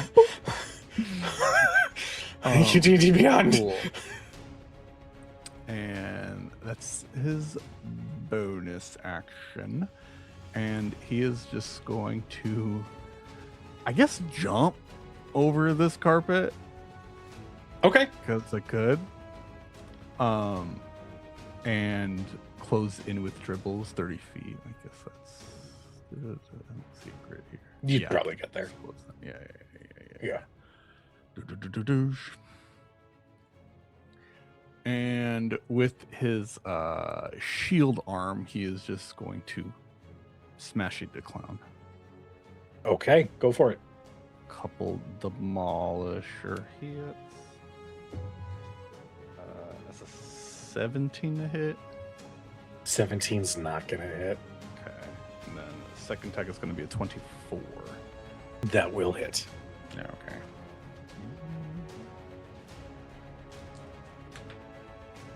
That is going to be 16 points of force damage. Got it. Yeah. The it's sheer first hit, similar, he goes like, woo! Missed me. Oh! All right. Well done. That's up it. Next Super is okay. Up next we got Marcus. Now, I know at some point he came down to me to attack me. Is he still 50 feet up in the air, or is he... Nope. Okay, thank He God. is ground level. Okay, so seeing this whole thing, I'm going to move right up in front of him, and as I run, I say, "Hey, Dribbles, what's Jack Dempsey's favorite sushi?" Ooh, I don't know this one. Ooh, material. Tell me. And then he starts kind of like doing this and running right up to him, and then he leaps up with a Superman punch. He goes, "Dempsey roll, mon ami," and he comes in with his like leaping Superman punch. Jesus. All right. Here's nothing. Okay. This feels good. I'm gonna be doing this haymaker style, which means that's going to be that. Okay, cool. So that's going to be 25 to hit. That will hit. Okay. So bing, bang, boom with a smite in the room. 1, 2. Make the clown go boom. Am I forget anything? Nope. Okay. Come here. Okay, so we got ourselves 6, 14, 17, 21, 23. Plus, and that's 5. There's 10. So that's going to be. It's a, Is it 38? Everything? Hold on. 14, 3, 17, 21, 23, 23 plus 23 plus 22. There we go. 45. 45. Damn. Okay. And then Oh, the delivery needs work. As like a huge knot is now like visible on his forehead. so as that knot rises up, I'm gonna like swoop back around and try to hit the knot back down into his head. Oh God. And you just see Marcus say, oh God. So comes back around and he goes, "Well, you know what they say, more than me? When you try to kill the circus, you gotta go for the jugular." And I'm just gonna smack him again with another haymaker. That's going Terrible. to that's gonna be a 22 to hit. 22 will hit. Okay. No smite on this one, so 9 plus 22, so it's gonna be my math wrong, where am I? 8, 9, 9, and 22. That's going to be 31. 31. Got it. And that's my turn. All right. Well done. At the end of your turn, so that second hit, right where that huge knot is, you punch and then it like the whole knot just like sinks back into his head and then appears on his other side of his head. So, too many things happening at once. He's got to reset it. Like, if I take him back, it was like a whack-a-mole game. You know what are you? I know, I'm quite punchable, but you know what I'm also good at? He's going to spend his last legendary action. You see him take out a small balloon. It's a poodle. And I need both Basu and Marcus to make me dexterity saving throws. That's fair. Oh, you got a +5, Tony. Oh, thank you. Oh, that's pretty good. 26. Okay. That's a success. Nat 20 for a 25. You son of a bee. Oh, yeah. Get the book out. Right. That makes up for the failure from before, right? The scales are balanced. Yeah. Look, I'm going to be joking on this clown all fight. I might as well have at least one good moment of not looking like a fool. You're gonna. Oh no. That was Pooja, a, what have you done? that was a beautiful sentence, by the way. Bravo. Look, you gave the guy who loves puns a roleplay combat where I get to make puns. Yep. You gave him a Um, punching bag. Ooh, Mhm. this is about to be his punishment. Good Quickly writes it down. Bye. I'm just. Abri, that's all, folks. No, you made Winifred leave. No. Both of you. All right, so just double checking. Natural 20, and what was Basu's save? 26. Okay, both of you guys are going to succeed. You are not deafened, but you guys are going to take 7 points of thunder damage from the exploding balloon popping right next to your ear. And in that explosion, Dribbles has moved up here. Up next, anything? Oh, well, that was after Marcus's turn, so we come to Udazesh. Excellent. But he actually made things easier. When you say up here, is he still ground level Oh, or is he? Sorry, he is still ground level. Let me remove the 50 feet. There we go. So he is Okay. like standing on like one of the pieces of glass, like, adept at balance, right? You'd pay to watch this show, right? Say yes, please say yes. Udazash, who is currently blinded, eerily still looks right at him because he's hunter's marked.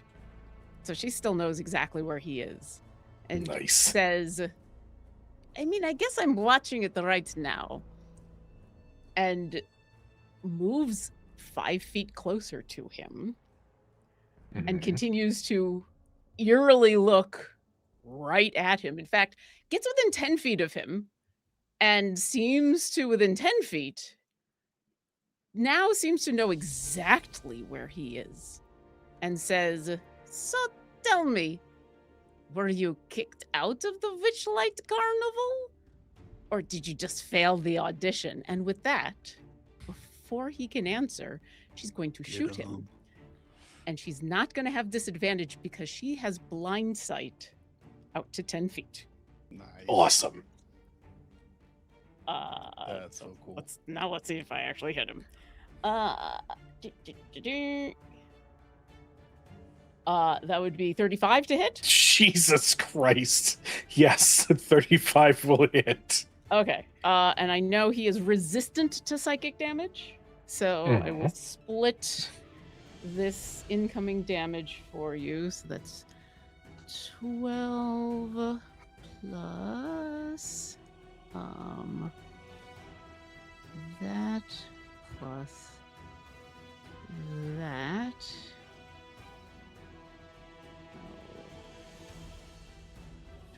So it's 21 of a variety of stuff that you can't, that is You're good. going You're straight good. through. And Got it. then 1, 2, 3.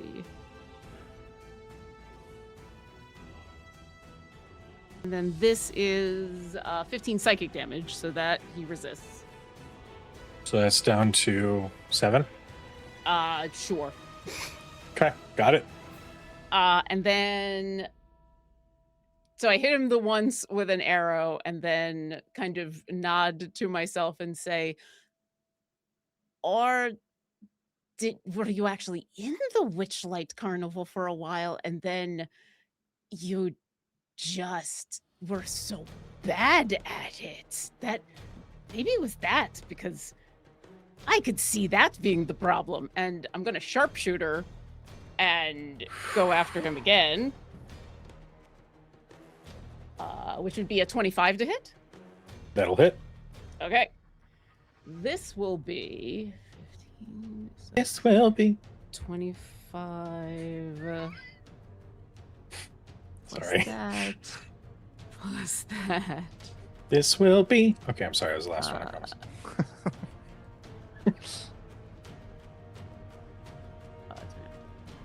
So that's 34 damage plus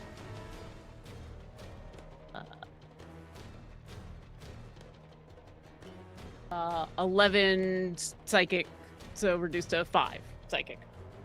Okay. And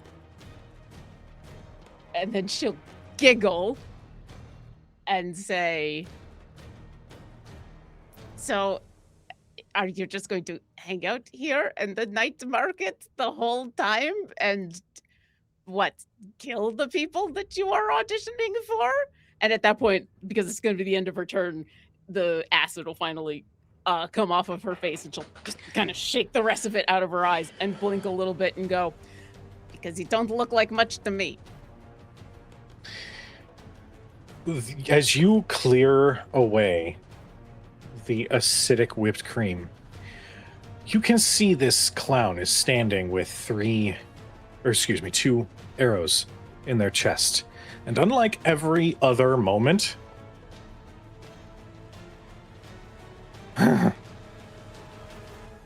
I like you. You're quite funny. Am I right, ladies and gentlemen? And all of you hear applause come from the empty bleachers. I need everybody to make me a wisdom saving throw. Is this for a charmed or frightened condition? This is going to be a charmed. And Marcus, how close do we need to be to you to get your thing? I believe approximately 10 feet until like level 18. Oh, okay. So, nope. But I get it. You all do add a D4. Okay. Oh, thank you. It's a wisdom saving throw, you said? Yeah, It's a 17 for me. that is going to be a fail. Nah, that's okay.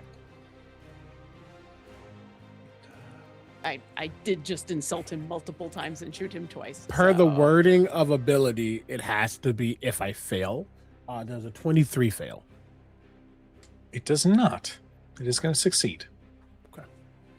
I also got to 23. That will Thank you succeed. for that D4. Hey.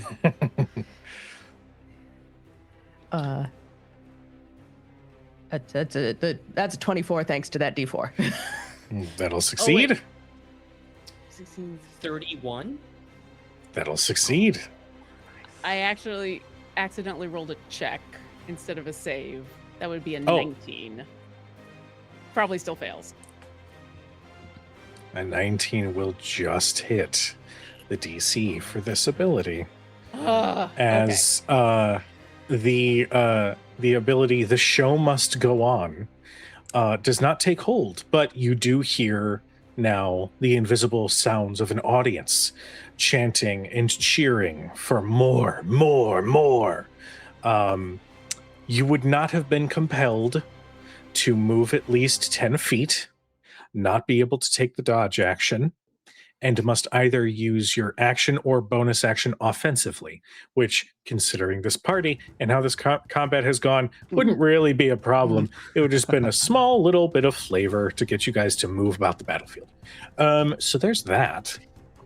I do Udazash, like the anything idea, else though, on your that turn? there's invisible audience around. Oh, yeah. Yep. Because at this point, she'll still look at him and go, "So you just have to summon your own audience?" Oof. Leo, is it your turn?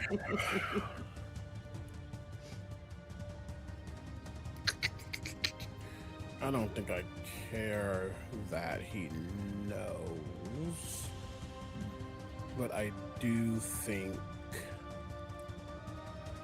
I have to ensure. Yeah, dang it. Either way, as this all happens and this crowd kind of reveals itself, I think there is just almost, I think maybe flavoring it, the sound starts to permeate, and then suddenly it's as if someone has just turned the volume down a bit as that bulwark reinforces itself to make sure that your minds are fortified. But in that same breath, there's almost a pulse, and you all can almost feel the wind rush around you as something is drawn into Leo. At the start of my turn, I'll expend a psionic die to hone my psionics. I rolled a 4. Not the best, not the worst. Now, any damage that I deal from a psionic spell or feature ignores resistance to psychic. F you.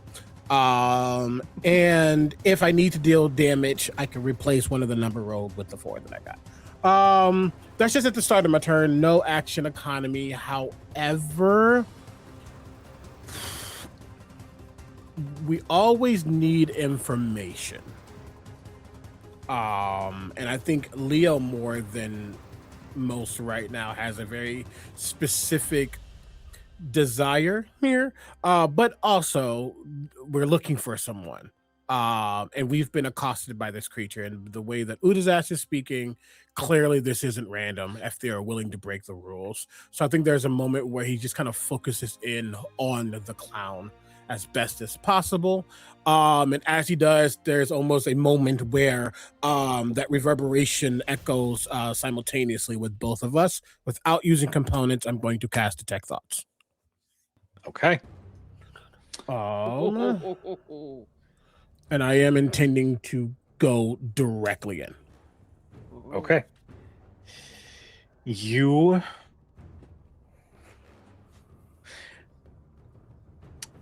does he get to make a save or no? He does. He does get to make a save. 1 second. Let me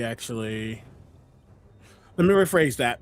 I can I will know what's at least on his surface, which I am worried to think about.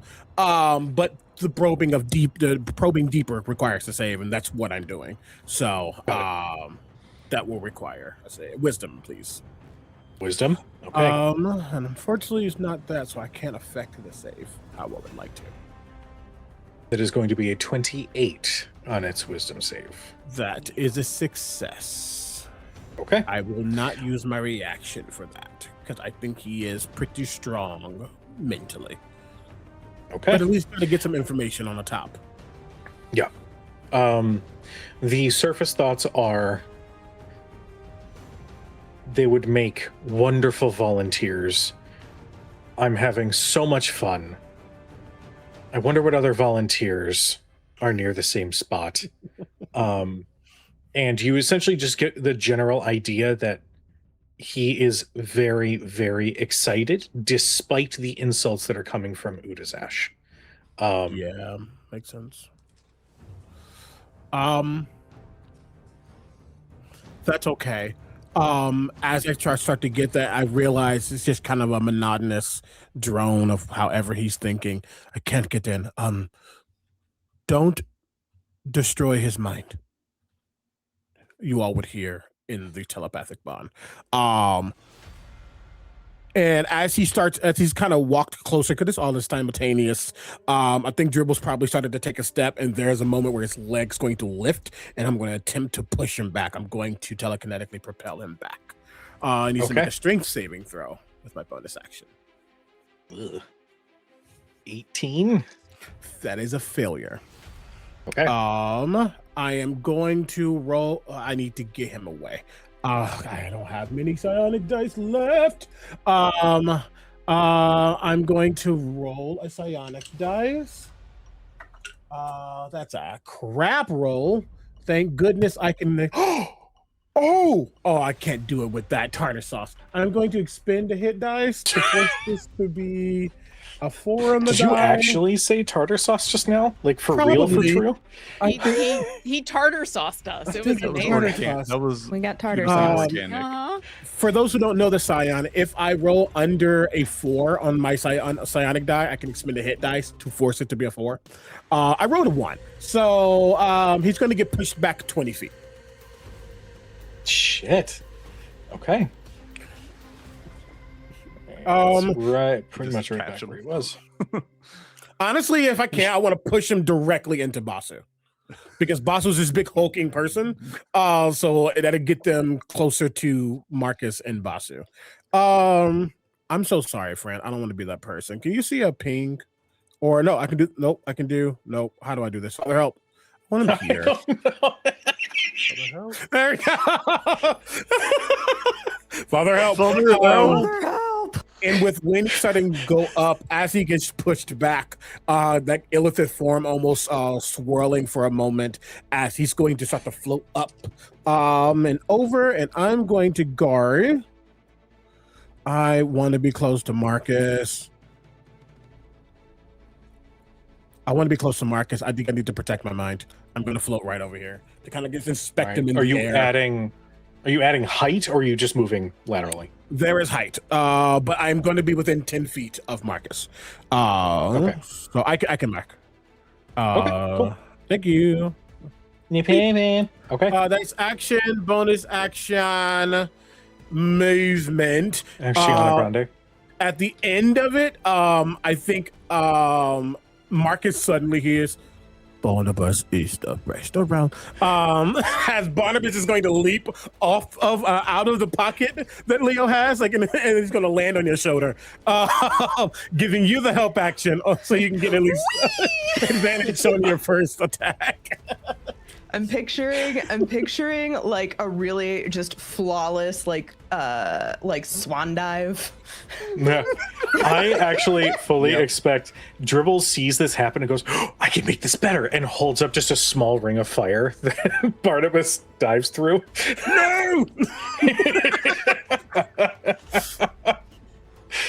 All right. Well, it is only one attack though. The help action is on one attack, so that's all you get. Or if you make an ability check, that works too. All right. Well, top of the initiative, we come back to Dribbles. At the start of his turn, he turns to everybody and says, I told my victims to break a leg. They broke all of them. Cool. That is 25 points of temporary HP. Thank you. Well, don't use the plus key. Cool. All right. So there's that. So I think I have clocked something, but I'm not going to say anything out loud, and I hate you for it. Yeah. I think we're on the same level, which makes me mad because I'm a sucker for a pun. I'm not giving you the benefit. No. I will suffer. It's fine. It's fine. He'll just keep getting temp HP out of each of his turns. It's fine. So mad at myself for being such an easy mark. I swear to God. Dribbles, after making that address, quickly takes out a marker and draws a little face on his mouth and goes, Hey, Marcus, look, it's mini Marcus. And like fangs actually develop out of there, and his hand goes as he's going to attack with the biting joke. We'll do the first one at Marcus. What am I doing? Yeah.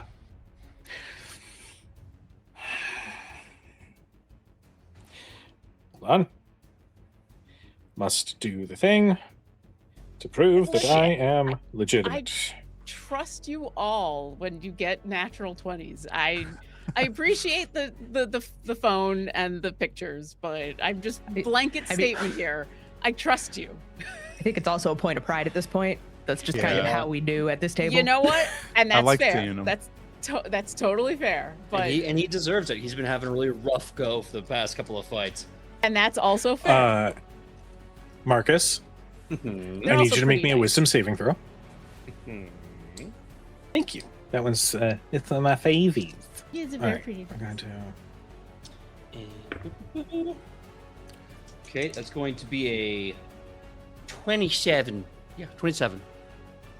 All right, that is going to succeed. Let's see. Math. All right, I'm going to do this in chunks here. You're going to take 28 points of psychic damage. Okay.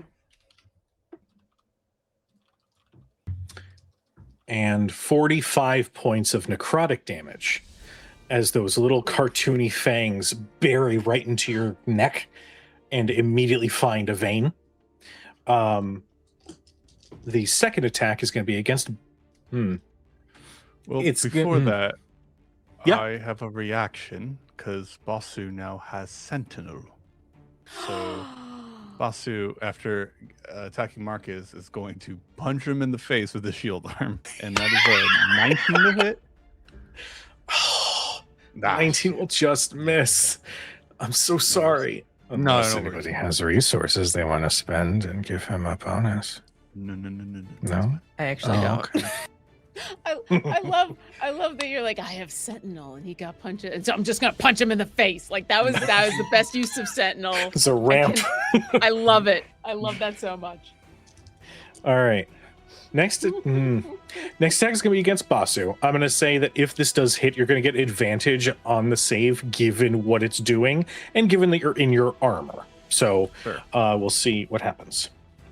That is going to be a 24 to hit Basu.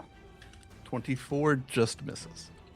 Oh my god, your AC is ridiculous. Okay. Then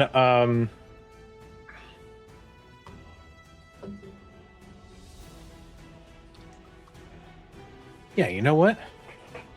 You know what? He's feeling limber. He can do this. Making an acrobatics check.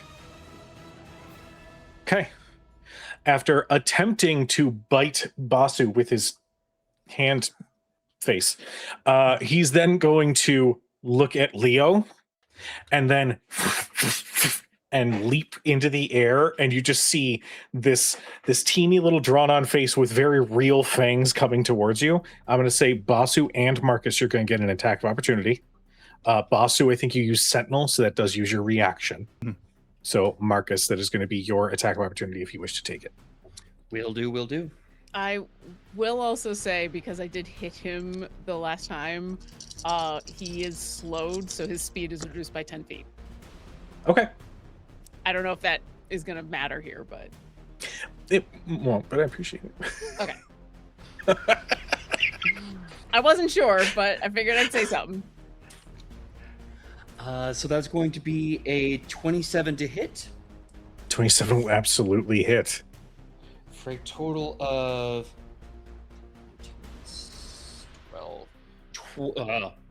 19, 31 damage. 31, got it. All right, you hit him in the back as he continues to take off, leaps into the air with an attempt to bite Leopold.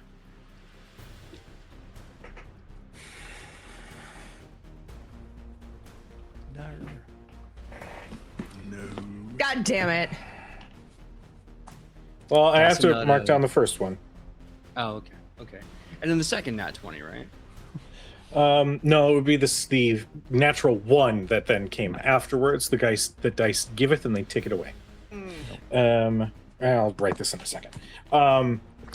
The dribble sails through the air, and I like to imagine that Leo just rotates. So there's this, I'd say Udazash and Winnie, you have the perfect sight to see this like crazed smile as he's leaping through the air until Leo moves, and then it's... Can I be real? I know you say rotate, but in truth, he is a bulwark in his mind. So I think almost cartoonishly like Acme. He jumped and then just splat against an invisible barrier. No, that's even better. That's even I better. love that. Yep. That's so on brand. Yes.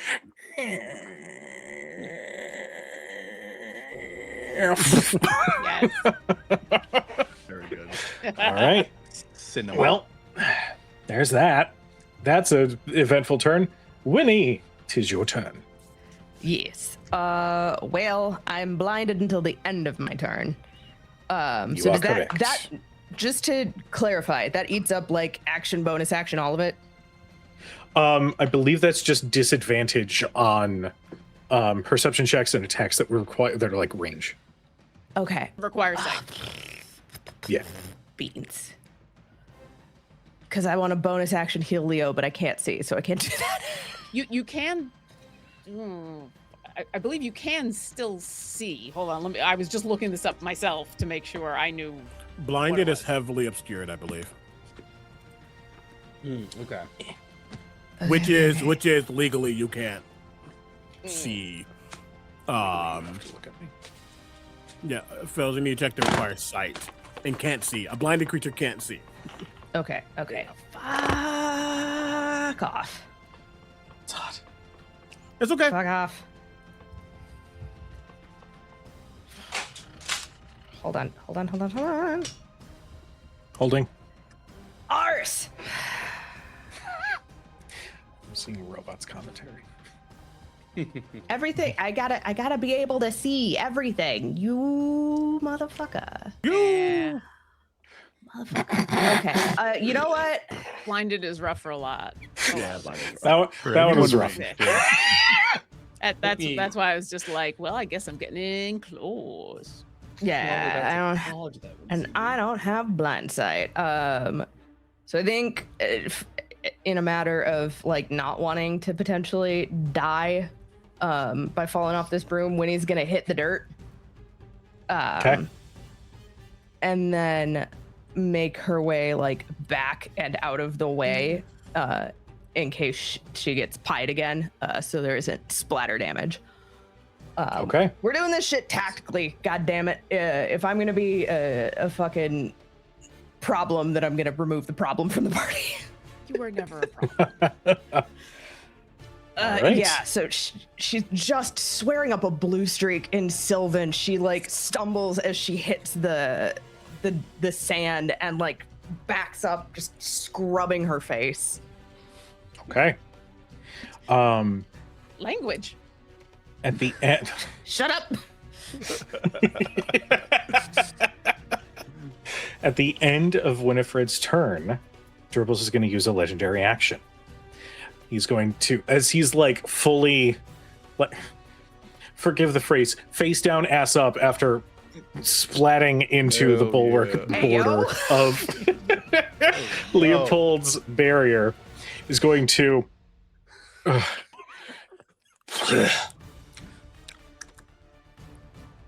Is that blood?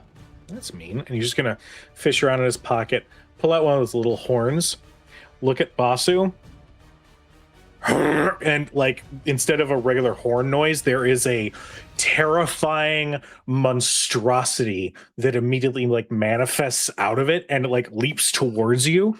I need you to make me a wisdom saving throw. Ah. Okay. Marcus is still by my side.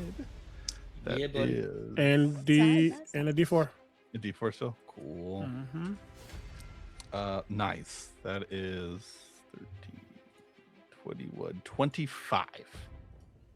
25 will Everybody's succeed. stuff. Thank you, everybody.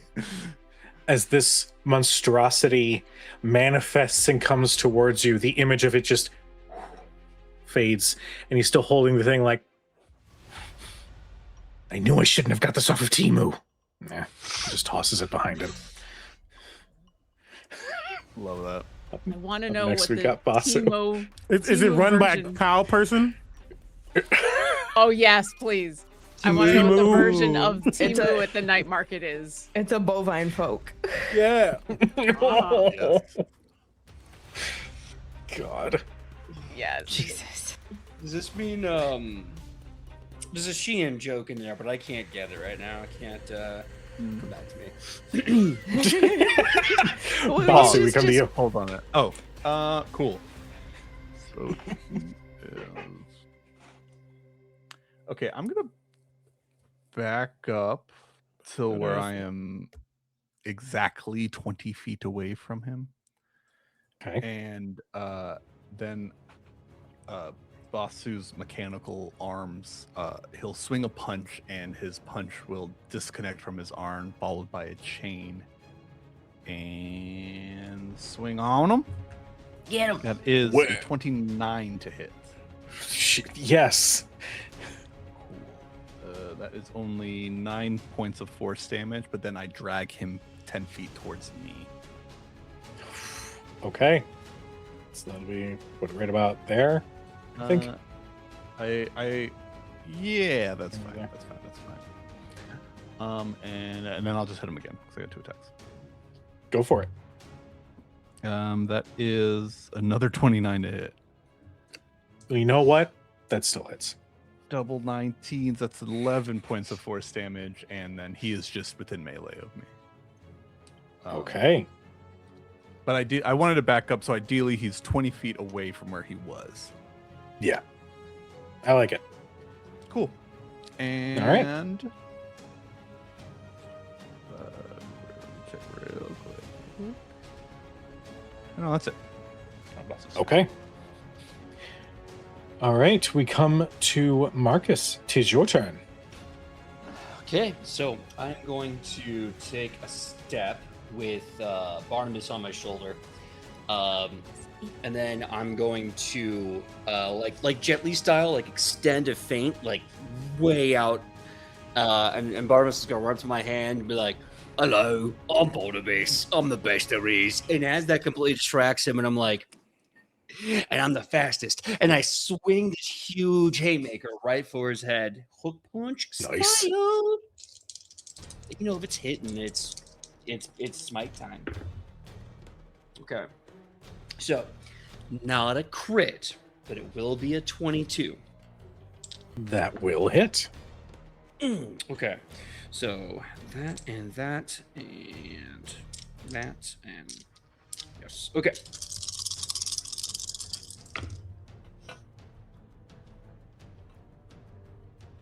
Okay, let's see here. Nope, you were there. So that's 11 and 17 and 21, 25 plus 22. It's gonna be 47 on the first hit.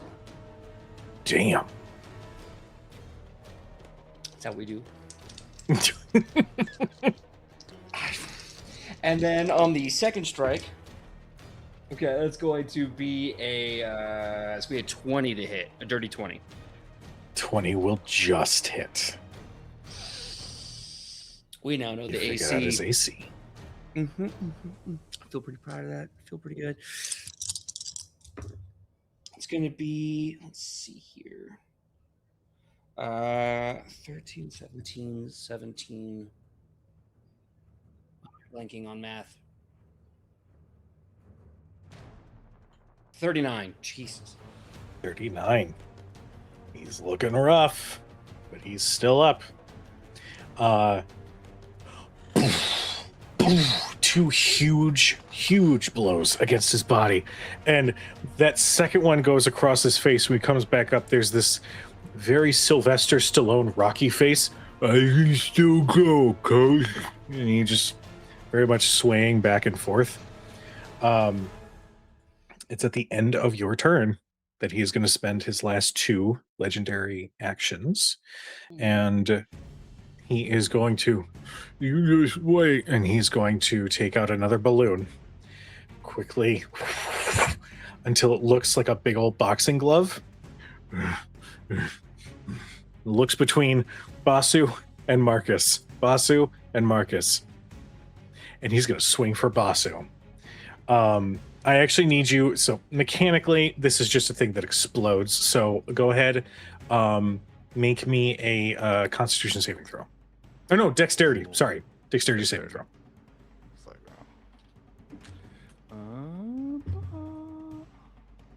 it's much lower. That is sub D4. D4 is only on mental. Oh, gotcha. Okay. Then that is a 16. That is going to be a failure. Yes, plus that's 5. plus 5. Yeah. Ugh. That is going to be 19 points of force damage. As the moment that balloon boxing glove hits your armor, it explodes, and his arm like, I'm just kidding. It's working just fine. That is at the end of Marcus's turn. We come to Udazash. These are all like bleachers all around us Yes. that she could just scramble up. Mhm. She's going to use her full 40 feet to climb to the very top of the bleachers and Okay. sit for flavor, basically. And take a moment and clap and be like, this has not been fun at all. And then I'm gonna sharpshooter try to shoot him the first time. Okay, go for it. Ice cold. Oh That is actually gonna miss. no! Oh Jesus! Yeah, because I sharpshootered. Yeah. Oh, that's right. Wow. Okay. Yep. Phew. But the second one will hit with a 22. I'm assuming. That will hit. Yes. Okay. So let me give you the split amount here, and I will get sneak attack because I got friends Mhm. next to him. So 16 plus that 1, 2, 3, and then that.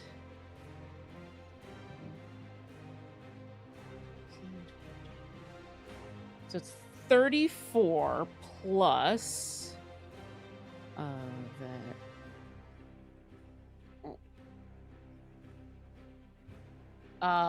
15 halved. So it's Okay. 7. 7. Okay. The first shot goes wide. I was too busy and typing, and then I was like, I guess I should actually shoot you now. Okay. And the second one you fire, and he's like, I don't know if you know this. I am incredibly adept at catching air. Oh God, that sucked. As the arrow sticks out of his chest and then fades away. He is looking real rough, and I don't have any more legendary actions left. Leo. Hold on, wait. Oh, holding. I still have a bonus action. You do. I don't think I've got anything specific to do with it, though.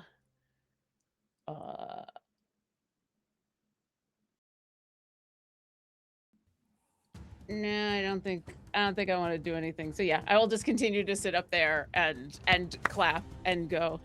All right, I would like to go and find my quarry now. Leo? And I'm done. Okay. Leopold, we come to you.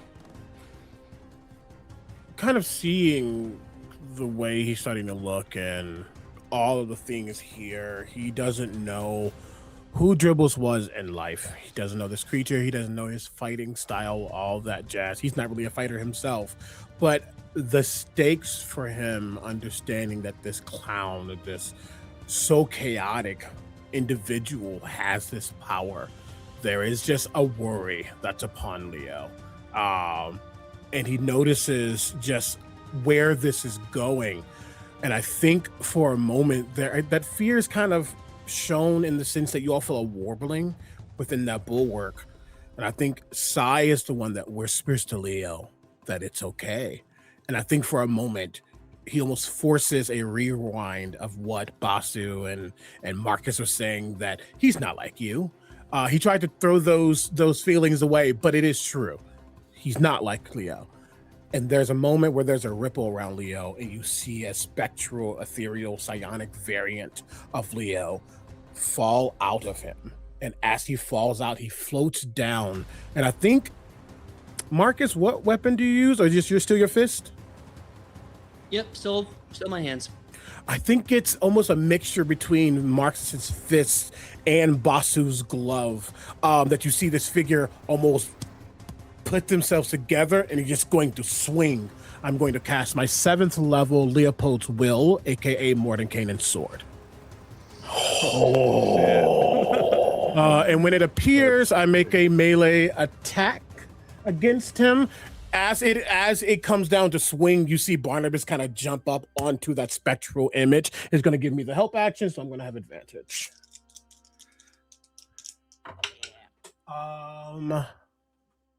Mathiana. Grande. 24 to hit. 24 will hit. Wonderful. This is going to be 40-12 plus my spellcasting modifier, force damage. And I'm intending to almost, I wish it was a sword, but it's not. He's going for that neck, almost wants to decapitate by punching, removing where the head is connected to the body. So that's going to be, if I can roll my dice. Oh God. My dice are not happy. 30, and then in the bad way for you, unfortunately, that is 51 points of force damage. Holy hell. Big spell. There is It was nasty. I rolled a lot of that was a shit ton of damage. There is this moment where that Rocky-esque face comes back up just as Sai approaches, and he goes, Adrian, and that blow reveals a couple things. First off, the rumors of him being blown apart into several pieces appeared to have been true because there are lines and scarring on his neck that immediately then open up as his head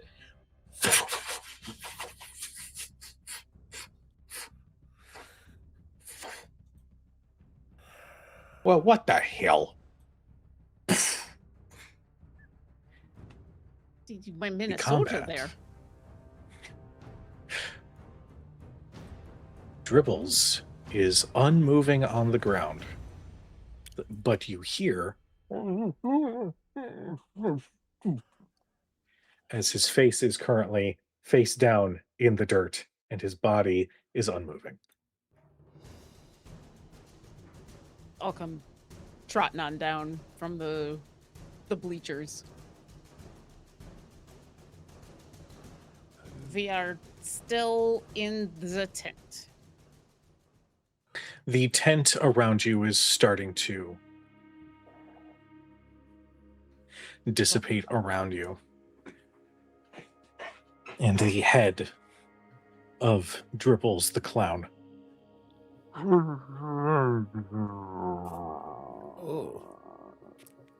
Oh God.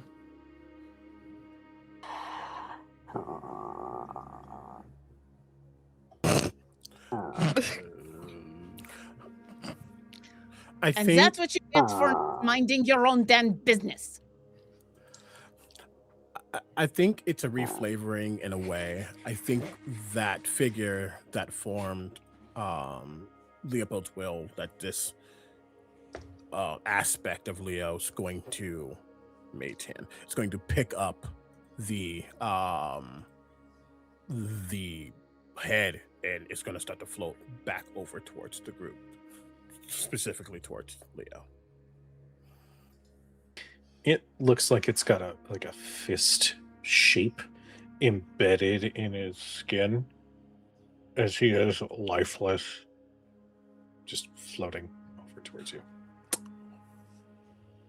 Can I ask a question? Yes. you can. It's thank you, distinguished fellow judges. Is there an energy that feels like he might reconstitute himself? Is this giving like Mimir from God of War? Make me an insight check. Okay. Weird breathing.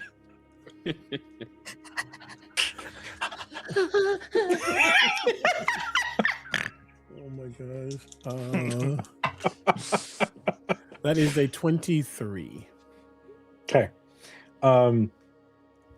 As you are studying this head, there's this teeny little like flicker in the cheek.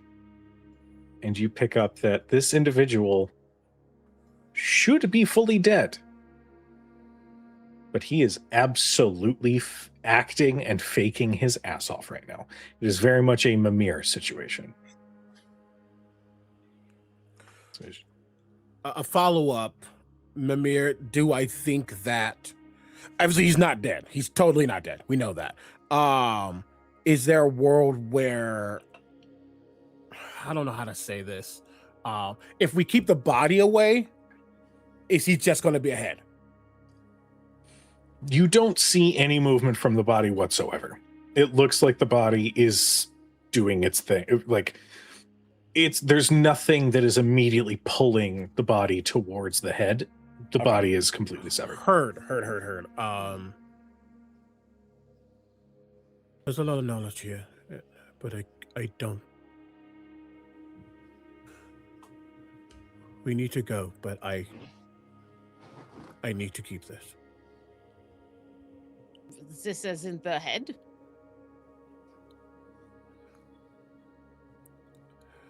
There's a world because of what I am.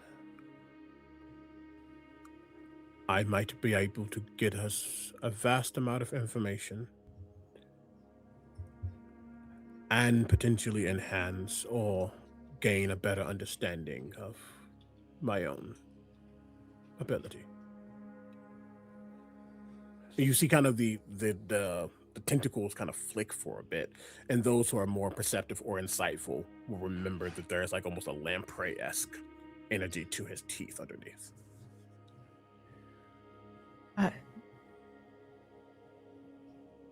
Leo, if you think you can gain some benefit from it, as long as it's not going to hurt you. It might hurt, but I will still gain benefit. Are you willing to make that bargain?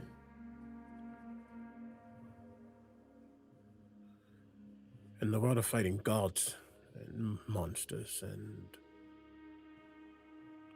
one I could have called father, I don't care about the consequences. Not right now. But this doesn't have to happen now. I, in truth, did not expect this to fall upon our laps. I don't think any of us did. I definitely don't want it doing this to anybody else in the night market. Can we make sure that, is there any place that we can put it where it's not going to be a concern at the moment when we're doing things? Because isn't there, you said there was a tadpole inside of it? Would that, yes. I don't know if it's like Psy, but I don't know. With some time, I could probably reverse engineering. I have the notes of the previous steel watch, and I could probably engineer something that could hold it the way it used to inside the old suits. If you want. Do we have one of them bags of holdings that you put things in? They stay there for a long time. It's huge on the inside. Yeah. Winnie holds up the bag around her waist. Yeah. I'd also make one of those too if you want a separate one for that. Nice. I don't know what would happen if this energy goes inside of a bag like that. That would be my only concern, is sometimes if you get extraplanar things and a bag of holding, which is technically an extraplanar space, things get weird. No, I can... It's... Whatever this was, they died a long time ago, and whatever is within... there were more of these in the city, and I was going to do research once we got back, but I think I need to focus on getting Reinhardt, and once that is done, I can do more with this, but I think I can hold it. Honestly, I might be the best suited for just in case he tries to make another joke. That's fair. Absolutely.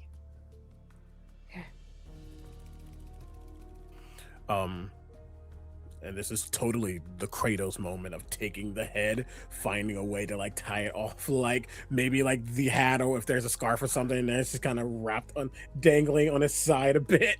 You got metal real quick. Yeah, that's super wicked. I love that. Who's injured? Oh god, who's worse, Winston or Dribbles? Winston is a charming scholar, and they're gonna talk to each other. Horseshit. They're gonna talk to each other. Winston has never tried to kill us. Yeah. Well, You know what? not to kill my sanity. That bar is He in almost hell. saved me. He almost saved me from touching that clown's creepy hand. Okay, so I'll give him some marks for that. Yep. I mean, he's never. Marcus is saying that as Winston is like creeping towards his throat and then like backs off. Just going like, he a friend, he a fellow scholar. He ain't done nothing wrong to nobody. What you doing? What you doing, you? And Get just down there now. and just Yeah. Mm-hmm. Leo. Is the circus tent still like That was fading around I'm us or sorry. whatever. You good, babe? Hi. Yeah. So musical.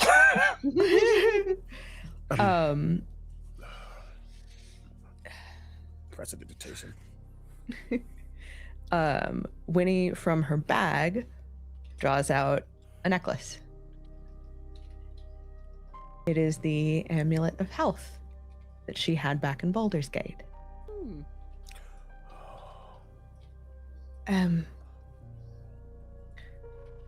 I thought this might be useful for you. Oh, thank you. Oh Jesus, that's oh. Oh, Yeah. It's Oh! really Yeah. good.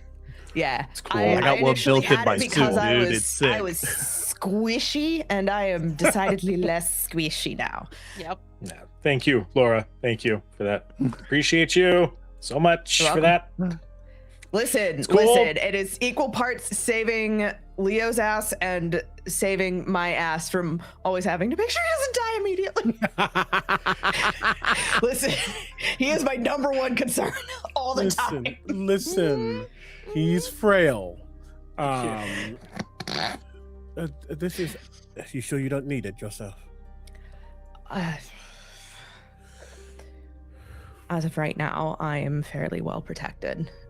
And she's gonna tap the mantle with the raven feathers that sits across her throat and chest. Hey, GM. Can I ask a question? Oh boy! Yes, you can. No. It's nothing crazy. It's just kind of funny. What did I do? No, you did nothing. I promise here. It's become a party thing for us. And it's never like been a thing that Leo thinks it belongs to him. It's just another resource for us. Could Barnabas take the Ring of Spell Story? Are you full up on With the Mystic Confluence Conflux? Yes, that is. I am at 4. I only asked because Leo has psionically messed with magic items in the past, and that's something that his people hate that. His species can do with enough power. I'll turn it into a little collar. Then I'm like, it's turn gets like shifted, so like Barnabas can just be the party, because like anybody can use it.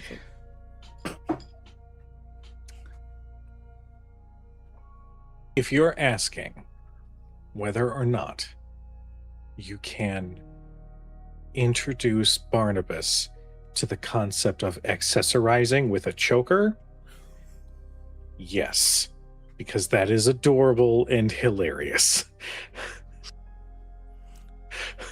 Oh my god! I think there's a moment where he sees the amulet and he's like just thinking, and we really don't think about what adventurers wear, but I do think as a once wizard and in a way I think he understands just properties and being overwhelmed with power, too much of it around you.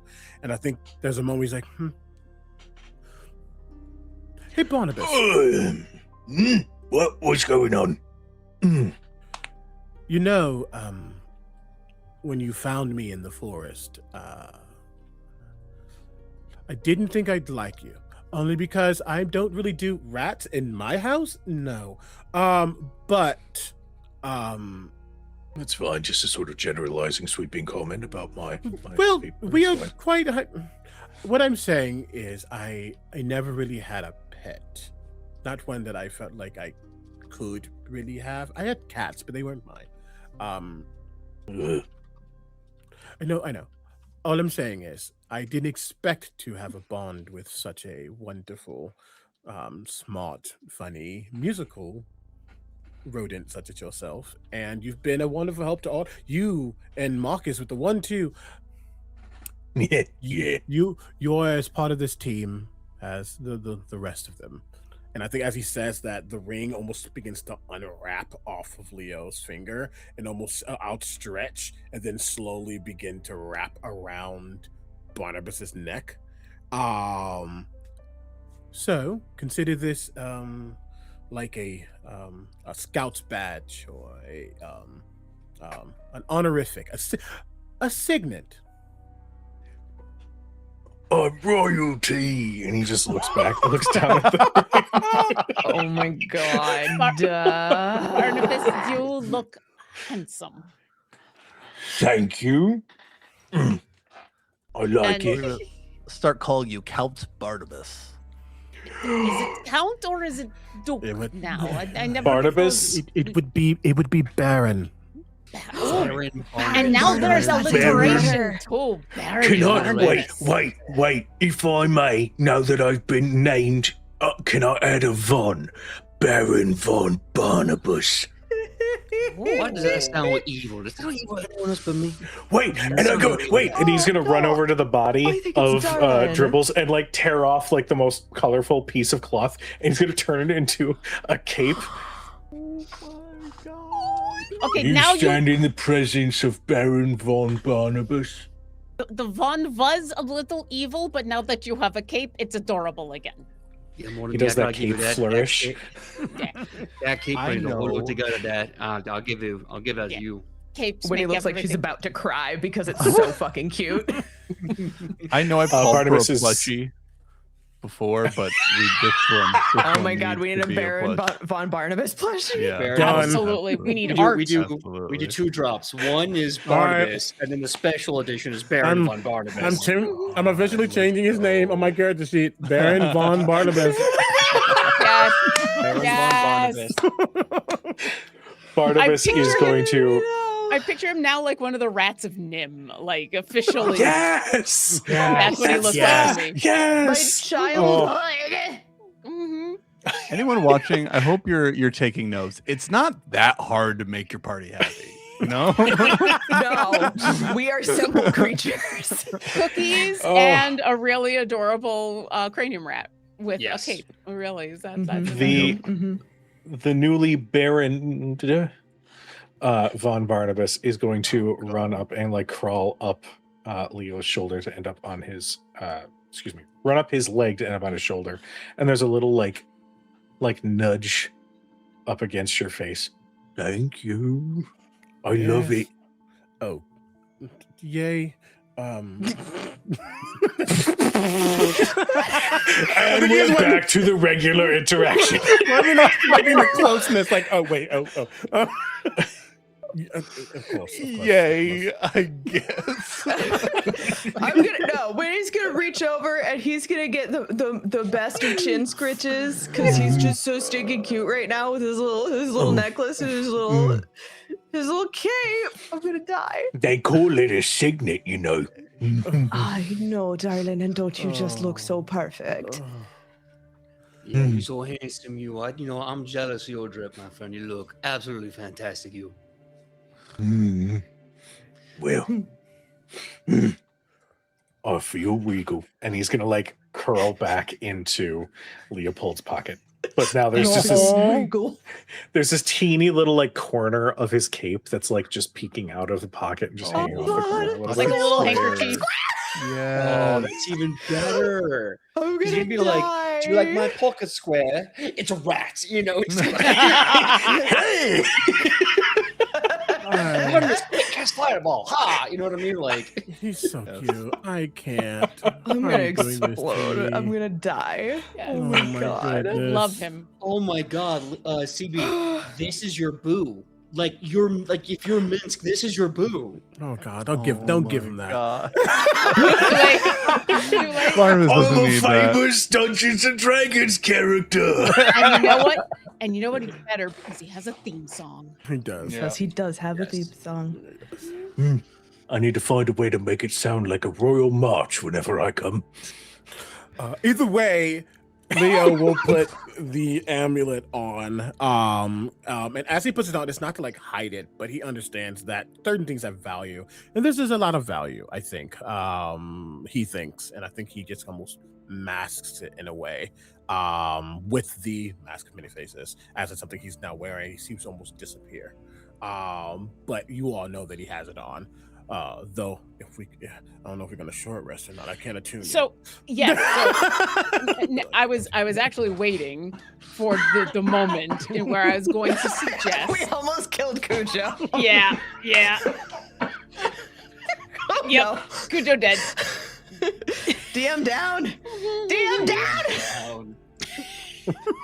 Stop making him laugh. I'm sorry. Listen, we were having so much fun with Barnabas, man. but Udazash is in the back of my head, like cataloging what should we do next, and I'm like, shush, we're having fun. You good, babe? You okay? I'm good. Sorry. No, don't be sorry. Don't die. It was the this. The It was the ooh-woo. this with the complete not ooh voice. Yeah. A short rest it was would be really cool. for a short rest. It's not even asking for anything huge. Yeah. Real quick. Shit.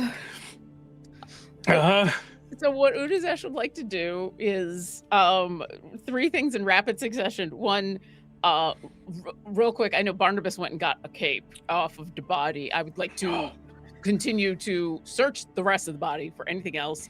2, I want to then find us a place to go, like actually sit and have the short rest, because some folks are hurt and need a moment, and some folks now need to attune to things, including Baron von Barnabas. And then when we get towards the end of the short rest, Udazash is going to start to do these searching to try to start to track down where we need to go next to find our quarry. Okay. Oof. So Don't die. working on it. You find a couple of things on Dribbles. First off, you're walking away with 3 orbs that look to be filled with some sort of smoke, each one a different color. You, in your experience with the night market, would know what these are. Wait, did Udazash or Lauren? Because Yes. oh shit. Oh, shit. I love you so much. Makes me nervous I when love Lauren ye. laughs like that. I'll tell you later. Yeah, Udazash, I think, picks them up and goes,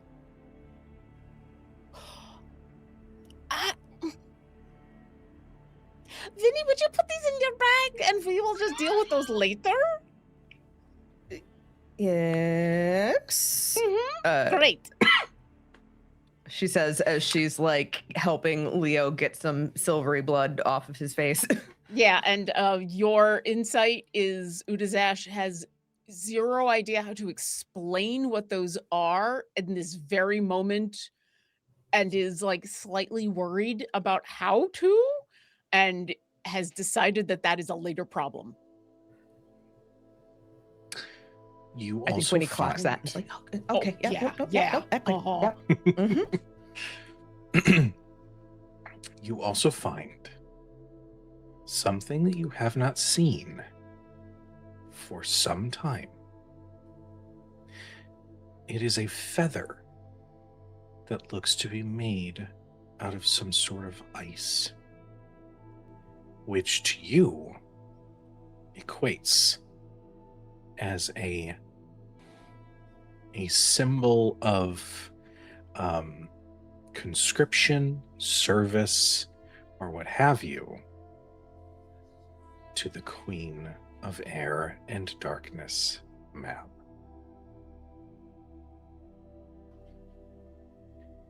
This would be a signifier that whoever bears this feather is in the Queen's service while they're on the Fey Plains. Well, now I know how this creature got into the night market, I think. Did he go rogue?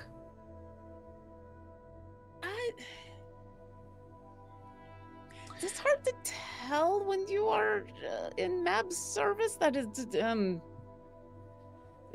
do I have one of these? You actually do not.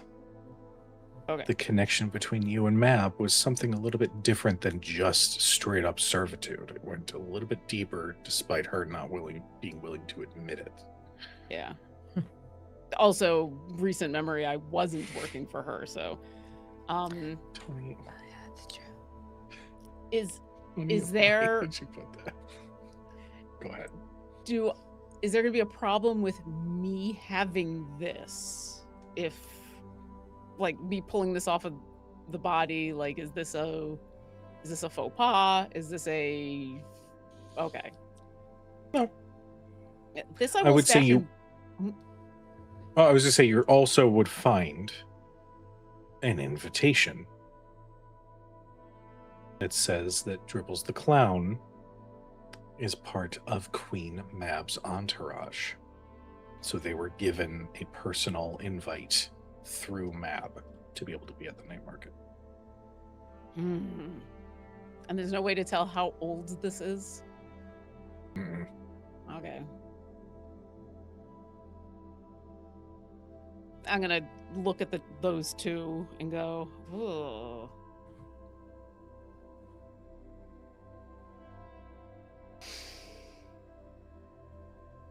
Well, this is probably going to be a problem. Or not, because we'll be leaving soon. We just caused an interplanar incident. Well, he was doing things here that were going to get him in trouble with somebody. So frankly, the fact that we took care of it probably was a good thing, because we will not bring it to Mab and try to basically cause the interplanar incident. If some other, but some other creature had the problem with this clown,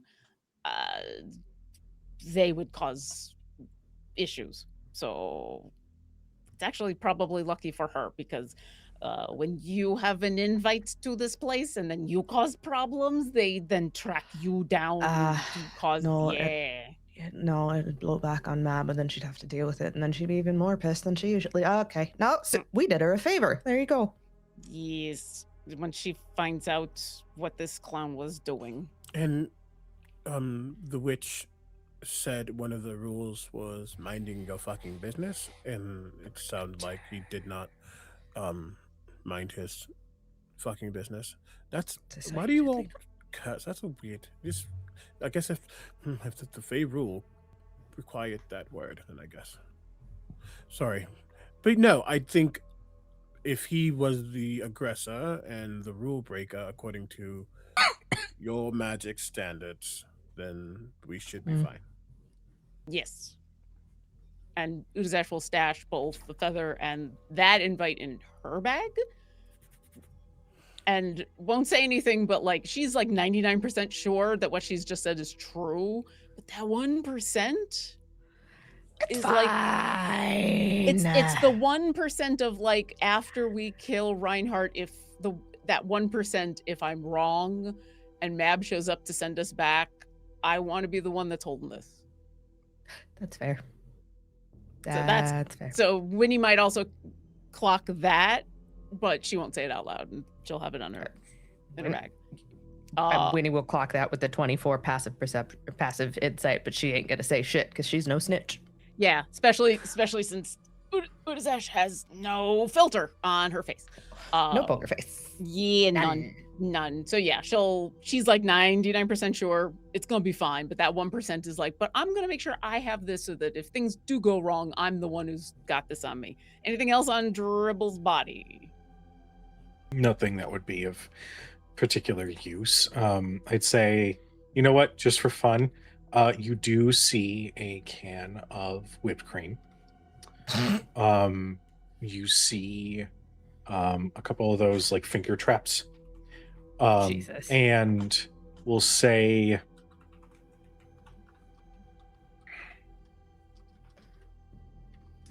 We'll say that there is a rather loud-looking curved dagger. The handle looks like it is almost like candy cane colored, like brightness, the red and white. The blade kind of comes out a little bit to a point. And the metal of the blade kind of gives a little bit of like a greenish sort of tint to it. You said loud, and I was just like, what is it, screaming? But I know what you mean now. Alan! No, it's just a terrible pattern. Alan! No more talking objects. I swear to God, if we pick up one more fucking talking object, I'm gonna start throwing things into the abyss. I will plane shift it to the city of Brass right now. Hey, The pommel, the pommel Listen. is a clown's face, and you just see a zipper come across the mouth. Oh. It, It's okay. yeah, she's looking at the dagger and then sees that and goes, oh no, I've encountered Heckna. No. And she just throws that dagger back. She'll take the can of whipped cream. Beautiful. Just for funsies. All right. Yeah. And then do I find a place? And then she'll leave the body like because she doesn't know who cleans up in the night market. She doesn't ask those questions. But someone does. And that's not, you know what? She Not our minds her circus, not our fucking monkeys. business. Yeah. Not our circus, not our monkeys. Yeah. She heard something about like Dabus from Sigil or something. Not sure. So nope, doesn't matter. Gone. Yeah. It's fine. It's And fine. yeah, find It's us. fine, we're fine. Find us a nice corner somewhere that we can sit and recover a little bit. All right. I'd say the spot that you guys find to recover is going to be near Granny's. As there are some small groups of like benches and whatnot that people typically sit and enjoy their cookies. Others just sort of meander. Others paint. Others write. It's a little chill hangout area. But I will say, as our second chances, find a short rest. It is here that we are going to end tonight's session. So, to our wonderful audience, thank you so much for tuning in. We're going to give it to our wonderful cast. Hey, wonderful cast, let them know who you are, where we can find you, and how we can support you. That was fun. Hi, I'm Lauren Irvin. She, her. You can find all the stuff I'm doing at my website, lauren-irvin.com. I'm going to be at Gen Con. And so if you're going to Gen Con, come find me. Half the time I'm there, I will be at the Whiz Kids booth doing Whiz Kids stuff, which in this case will be, you can come take pictures at our photo booth, which is going to be fun. And I'm excited. The other half of the time, I'm going to be doing other Whiz Kids things, which basically is me wandering around doing stuff away from the photo booth because Gen Con is big. So let me know if you're going to be there, and I would love to hang out and do things. Otherwise, yeah, we have 3 orbs of stuff that's going to cause us problems, and I did that to all of us, and I have no regrets. Hello, everybody. My name is Omega Jones, also known as Cryptbard across all social media channels. I have been Leo, our illithid scion, who truly, honestly, truly did not expect to find another tadpole friend up here. Didn't expect to now have a talking clown head on his side. But when the time is right, and he just doesn't think doing that here is right. When the time is right, he wants to go to Cracker Barrel. No, what would a clown be? Chuck E. Cheese? No, that's worse. He's gonna eat. He's gonna do an eat. Well, he's gonna do something. But an attempt to understand this tadpole via potential consumption will be upon us. Until then, we just gotta fight Reinhardt. Anything I need to point out right now? No. Just look at my socials for anything that's coming up. That's me. Hi, hello, good evening, folks. You can call me Laura or Tutu or Laura Tutu. My pronouns are she, they, and I have been our Hexblood Celestial Warlock, Pact of the Blade, Winifred Fithiok. When I'm not here, I'm other places. But it's Friday and I'm here. Congratulations, you found me. On Wednesdays, you can find me over at Rebels Without a Castle for the Stone Lord's Folly, our 5e campaign run by my dear good friend, Zach Savage Lore.